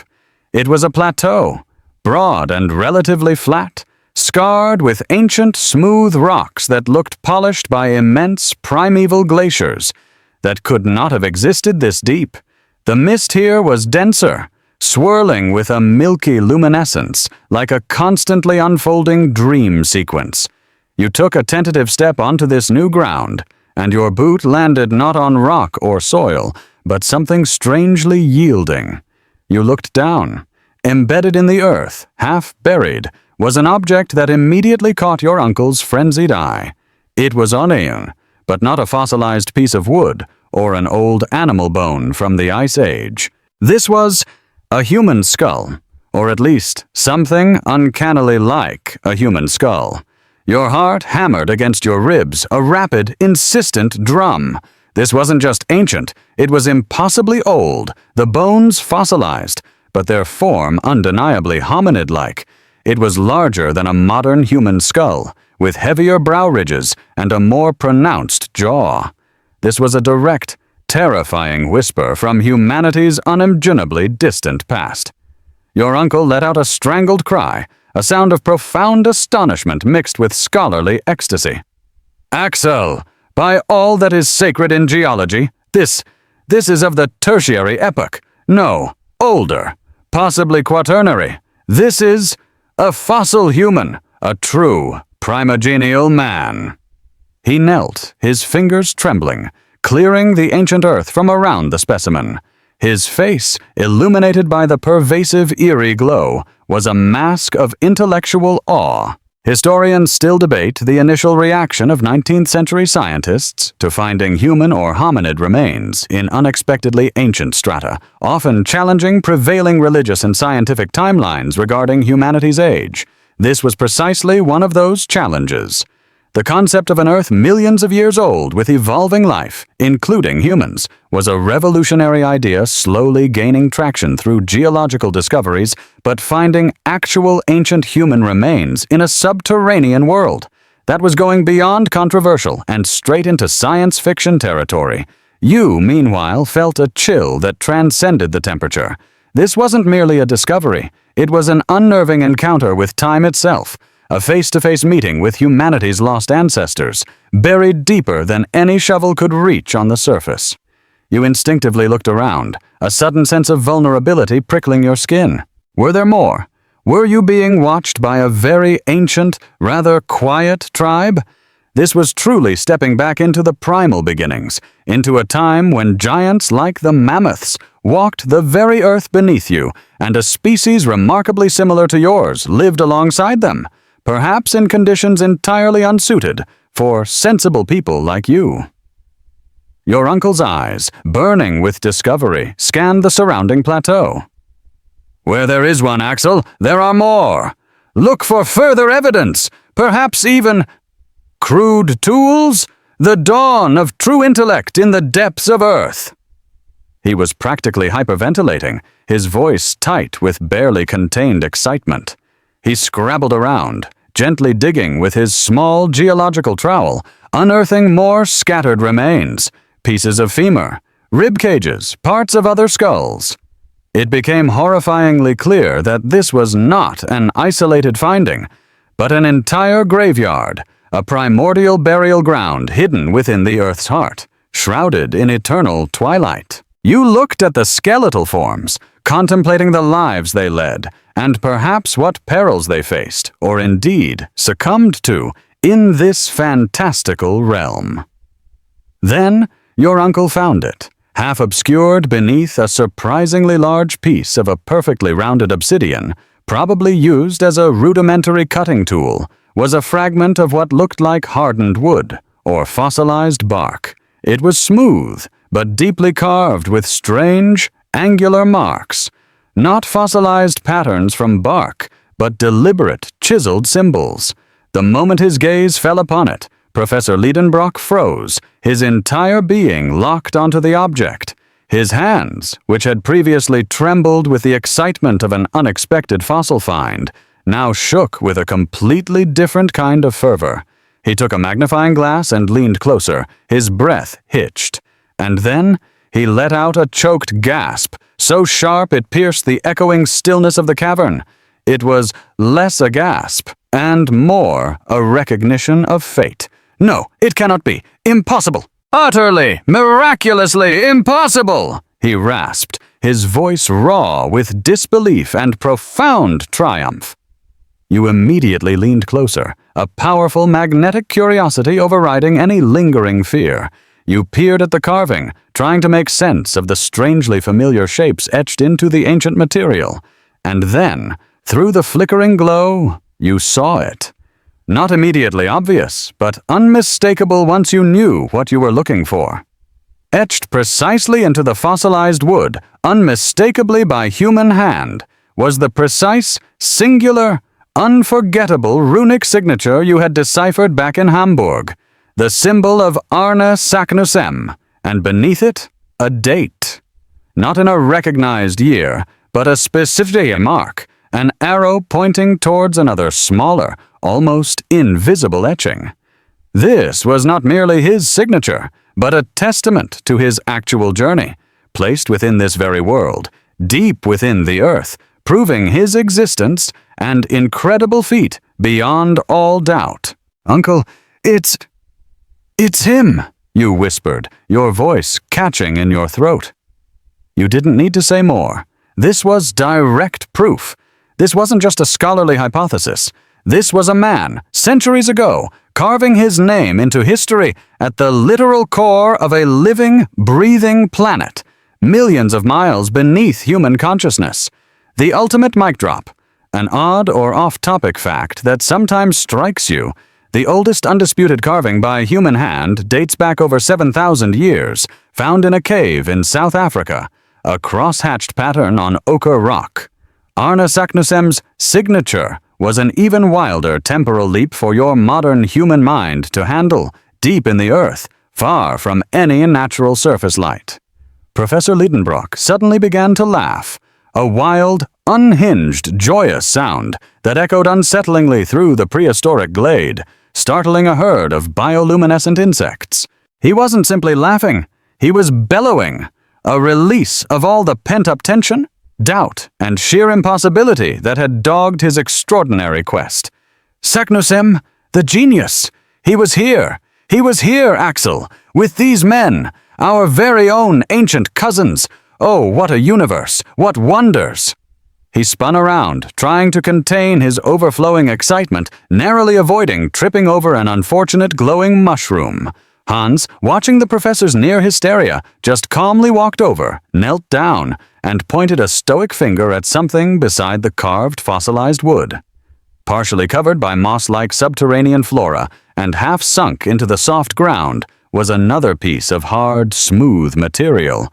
This one was rock, black and crystalline, and it too had an inscription, in runes again, deeply carved. The professor, still trembling, took it and read it aloud, his voice now hushed, almost reverent. Credita ad centri orbis terrarum, quidam vir medio saxo effluit, anima ejus, jam coactus lapidibus, corpus ilius quasi ignem vult. You frowned. You remembered enough of your basic Latin. Believe this, at the center of the earth, a certain man emerged from the middle of a rock. His soul, now compressed by stones, desires his body as if fire. Silence. Deep, unsettling, absolute silence. The joyful laughter had died in your uncle's throat. The ethereal glow of the forest seemed to flicker. His body, as if fire, he murmured, confusion replacing his glee. What could it mean? The immediate implication was that Saknussemm, despite his unbelievable journey, had faced some final, dreadful fate, not necessarily returning triumphantly to the surface like a normal, reasonable person might hope to do after such a grand adventure. Historians still debate whether explorers' cryptic last messages reflect a dramatic, truthful end, or merely poetic license born of delirium in extreme conditions. This felt very much like the former, and less like charming poetic license. The joyous glow of discovery that had permeated your uncle's face quickly faded, replaced by a deep furrow of concern. Saknussemm hadn't just made the journey. He had been lost. Swallowed by the earth itself, his final message a chilling testament to his fate, seemingly pleading for his lost physical form. It lent a morbid, frightening dimension to the otherwise wondrous discoveries. This wasn't merely a glorious exploration. It was a path paved with monumental sacrifices. Perhaps Saknussemm hadn't returned in the usual sense. A new realization dawned on you. These ancient hominid remains scattered around you. Were they, perhaps, companions of Saknussemm? Unlikely. His time frame wouldn't allow it. But the message and the bodies intertwined in your mind. This meant this subterranean world sustained both life and perhaps the death of human-like beings in profoundly ancient times, and perhaps the profound, inexplicable loss of later ones. You looked at your uncle, the initial delight now replaced by a chilling uncertainty. The triumphant "we are here" feeling was undercut by the distinct sense that here might also be a place of permanent entombment. The excitement of following in a legendary explorer's footsteps now came with the terrifying prospect of following in his final, catastrophic fate. Saknussemm's proof wasn't just about the journey. It was about the terrible conclusion. Hans, observing your faces, simply picked up his hunting rifle, checked the primeval surroundings, and quietly motioned onward. The immediate future, whatever it held, was not a place to linger and dwell on ancient cryptic messages or existential dread. It was a place to navigate, cautiously, relentlessly. You were deep within the earth, surrounded by unimaginable wonders, but now, a profound and personal mystery, a tragic hint of what might be to come, echoed in your minds. The last vestige of pure scientific thrill was tainted by the chilling knowledge of a possible final, terrible journey without return. And for the first time, you didn't just feel fear for the unknown ahead, but a chilling empathy for a forgotten soul who had left a warning too profound for you to ignore. You looked at the luminous rock face ahead, now appearing less wondrous and more like the silent, ancient maw of a new and utterly unavoidable peril. The chilling words of Arne Saknussemm's last message, translated with grim precision, echoed in the humid air of the subterranean forest, mingling with the ethereal hum of the phosphorescent fungi. His soul, now compressed by stones, desires his body as if fire. It was a message of profound, haunting despair, a warning from beyond the deep. The initial surge of triumphant discovery that had accompanied the fossilized human remains and the undeniable proof of Saknussemm's journey dissolved, replaced by a cold dread that clung to you like the pervasive subterranean damp. You were no longer just on an adventure. You were on a potentially fatal quest to unravel an ancient, terrifying secret. Your uncle, Professor Liedenbrock, usually so resilient, was momentarily silenced by the message, his boisterous confidence punctured by this profound and tragic revelation. Even Hans, the imperturbable Icelander, wore a subtle furrow in his brow. The decision was unspoken but immediate. You had to press on, not simply for discovery anymore, but perhaps to understand Saknussemm's final, terrible moments. The path led deeper, towards the true center of this inner continent, indicated not by geological strata, but by an intuitive, terrifying pull. The luminous forest gradually began to give way to more barren ground again, a desolate ancient plain formed from dark volcanic rock. The very air grew thick and heavy, infused with a distinct metallic tang and a faint, acrid scent. The ground itself vibrated with a constant low tremor, more insistent than the background hum, as if the Earth's inner mechanisms were awakening. You started walking, less explorers and more fugitives chasing a shadow, drawn forward by an irresistible, dangerous current. As you pressed onward, the phosphorescence that had sustained you began to change. No longer merely soft and diffuse, it now pulsed and throbbed, at times flickering erratically, casting monstrous, fleeting shadows. And then, the heat began. Not just a slight warmth, but an undeniable, rapidly intensifying wave of heat that emanated from the ground, from the walls, from the very air around you. It was dry, oppressive, raising a sweat that felt sticky and cloying. You could almost hear the very air sizzling. This wasn't a geothermal vent. It was a furnace, slowly, relentlessly, being stoked. You looked at your uncle, concern etched on his face, a rare sight. "The heat, Uncle!" you gasped, wiping your brow. It's unbearable, and the air, it's getting thick." "Axel, this is it. The core, the true core of the Earth. Saknussemm must have understood. There is a way to circumvent the thermal gradient. There must be," he declared, though his voice lacked its usual robust certainty, laced instead with a desperate hope. His skin glistened with sweat, his spectacles constantly steaming up. You felt as though you were standing directly in front of a particularly grumpy dragon's nostrils. And just like that, the theoretical anxieties about heat, once easily dismissed by Professor Ledenbrock, became terrifyingly real. Your survival now hinged on some geological peculiarity that bypassed the universally accepted laws of physics. Suddenly Hans stopped dead. He pointed towards a newly opened fissure in the ground ahead, from which emanated a violent rush of steam, hissing and shrieking, and a plume of fine, white, highly corrosive-looking vapor. A faint, fiery red glow pulsated from within the crack, a sinister counterpoint to the soft green of the phosphorescence. The tremors intensified, becoming violent jolts that made the very ground beneath your feet heave and crack. Historians still debate whether human perception of time in moments of extreme peril is accurately compressed, or if it is merely stretched to the point of subjective infinity. For you, this was both. Every second felt like an hour, and yet the cataclysm seemed to accelerate with terrifying speed. "Tremors! The Earth is active, Axel!" your uncle exclaimed, but his voice was drowned out by a deafening roar that ripped through the cavern, echoing off unseen surfaces. It was a sound that chilled you to the bone, the sound of molten rock. The ground split, revealing angry fiery fissures from which liquid magma, a lurid glowing orange-red, began to well up, bubbling and spitting with explosive force. You were no longer just at the core.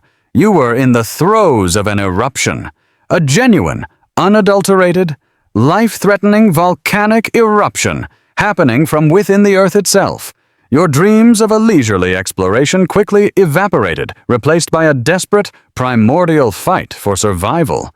You really needed to speak to someone about your poor vacation choices. Hans, with surprising alacrity, grabbed you and your uncle, pulling you away from the advancing magma flow. He pushed you towards another, wider fissure that had opened directly beneath a newly emerging plume of pressurized steam and molten rock. It was a perilous, terrifying option. The magma was rising, slowly but inexorably, trapping you between fiery walls. The air was a suffocating blast furnace. Ash and hot vapor swirled around you, obscuring vision and making every breath a searing agony. The choices were few: be engulfed by molten lava, or risk a headfirst dive into what was essentially a newly formed geyser pipe. Hans made the choice. He motioned with urgency towards the fissure, which pulsed with incredible force, exhaling gusts of superheated steam. Your uncle, miraculously, seemed to grasp the immediate, terrible necessity. "Axel, we must enter that shaft. It's our only means of escape. The forces propelling this eruption could blast us back to the surface. It's our chance." You were shoved, propelled forward by Hans's brute strength and your uncle's surprising urgency. The opening was hot, stifling, and emitted a powerful upward draft. It was less a path and more a violently exhaling internal organ of the Earth. You slid, or perhaps fell, into its gaping maw, propelled upward by an incredible, indescribable force. The ride was uncontrolled, violent, and utterly disorienting. You tumbled upward, faster and faster, no longer merely descending, but ascending at breakneck speed. It was a truly nauseating roller coaster of fire and rock, an odd or off-topic fact to lighten the mood slightly during your horrifying ascent. Some types of ancient volcanism on Earth created formations like kimberlite pipes, which are conduits for explosive eruptions that sometimes bring diamonds from deep in the mantle to the surface. You secretly hoped you'd be coated in a fine dust of raw natural diamonds when you popped out. Probably not, though. The rock walls around you whizzed by, blurring into a fiery kaleidoscope. You were slammed against jagged surfaces, bounced around like a pea in a rattle. Steam shrieked around you, blinding, scalding. Magma, not direct flame but a terrifyingly close cousin, roared just inches away through other fissures. The pressure intensified, then lessened, compressed, then expanded. It felt like being trapped inside a giant exploding espresso machine. Your uncle, somewhere above or below you, continued to shout fragmented observations about geological velocities and upward trajectories, his voice strangely calm amid the chaos. The density! The kinetic energy! Marvelous! The journey upward was far more terrifying than the downward plunge. Gravity, your constant companion on the descent, had abruptly changed sides. You were accelerating, hurtling towards an unknown escape. There was no control, no sense of direction, other than an unyielding up. You gripped Hans's arm, not wanting to be separated. The roaring became deafening, an overwhelming symphony of rock fracturing, steam escaping, and molten forces unleashed. It was the Earth's furious breath, finally exhaling its deepest secrets. And you were riding it. Historians still debate the survivability of being caught directly within an erupting volcanic pipe without special protection or means of controlling one's ascent. You were providing firsthand, albeit somewhat reluctant, evidence of some possibility of it. You held on, terrified, yet with a faint flicker of hope, seeing brief, tantalizing glimpses of rock strata blurring past, becoming less primeval, more familiar as you ascended. Finally, after what felt like an eternity, a colossal pressure exerted itself from below, not painful, but like being pushed by an invisible, impossibly vast hand. The rock walls suddenly widened, opened up. There was a sudden sickening lurch. And then, the violent expulsion. You were ejected, not gently, but like a spent cannonball from the earth. The transition was blinding. One moment, fire and darkness. The next, blinding sunlight, clear blue sky, and a torrent of steam, water, and debris catapulted into the air. You flew impossibly high above the ground, then tumbled downwards, splashing, rolling, gasping. When you finally came to a stunned, aching halt, sputtering water and choking on ash, you found yourself on the flank of a mountain. But this was not Sneffels. The ground beneath you was covered in volcanic ash, warm but not burning, interspersed with rocks and smoking debris. Around you there were trees, ordinary non-glowing surface trees, and in the distance a glimmering blue horizon. A sea, yes, but not the luminous subterranean one. This was the Mediterranean. You were not in Iceland. You were on the Aeolian Islands, off the coast of Sicily, somewhere on the flanks of a relatively smaller volcano named Stromboli, known for its persistent, mild eruptive activity. The geological force that ejected you from the heart of the earth had carried you across vast distances, a terrifying, impossible transversal of continents beneath the surface. It was the ultimate fast travel, with very little legroom. You saw your uncle, sprawled on the ash, still covered in soot and grime, but undeniably alive, and somehow still attempting to take meteorological readings from his shattered barometer. Hans, calm as ever, was simply brushing ash from his beard. You were back, forever changed, undoubtedly covered in enough soot and geological weirdness to set new fashion trends in Hamburg. You felt like you had lived 1,000 lives, journeyed through epochs of Earth's history, and touched the very beating heart of the planet. Your senses were overwhelmed. You heard the roar of the actual ocean, the distant cries of seagulls, the rustle of very ordinary surface leaves. It was utterly, gloriously, inexplicably normal. And what about Saknussemm's message? Desires his body as if fire. Had he been swallowed by the same eruption that just propelled you back? Or had his soul, now free, passed through the fiery heart of the earth, in some other metaphysical sense? The answer remained a terrifying enigma, another mystery born from the heart of the world, never to be solved by earthly science.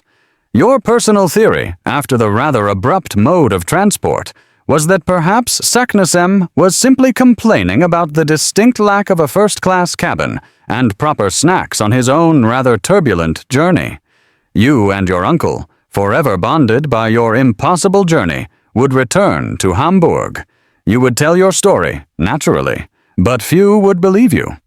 The geological and scientific establishment would scoff, dismissing your incredible tale as the fantastical delusions of a brilliant but eccentric mind and his overwrought nephew.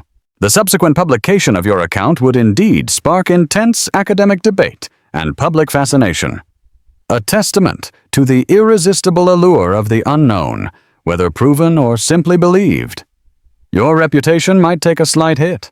You would try to explain it all, from the giant mushrooms to the glowing ocean to the prehistoric beasts, to your bewildered Aunt Martha, who would likely just insist you need a very, very long rest and some proper chicken broth.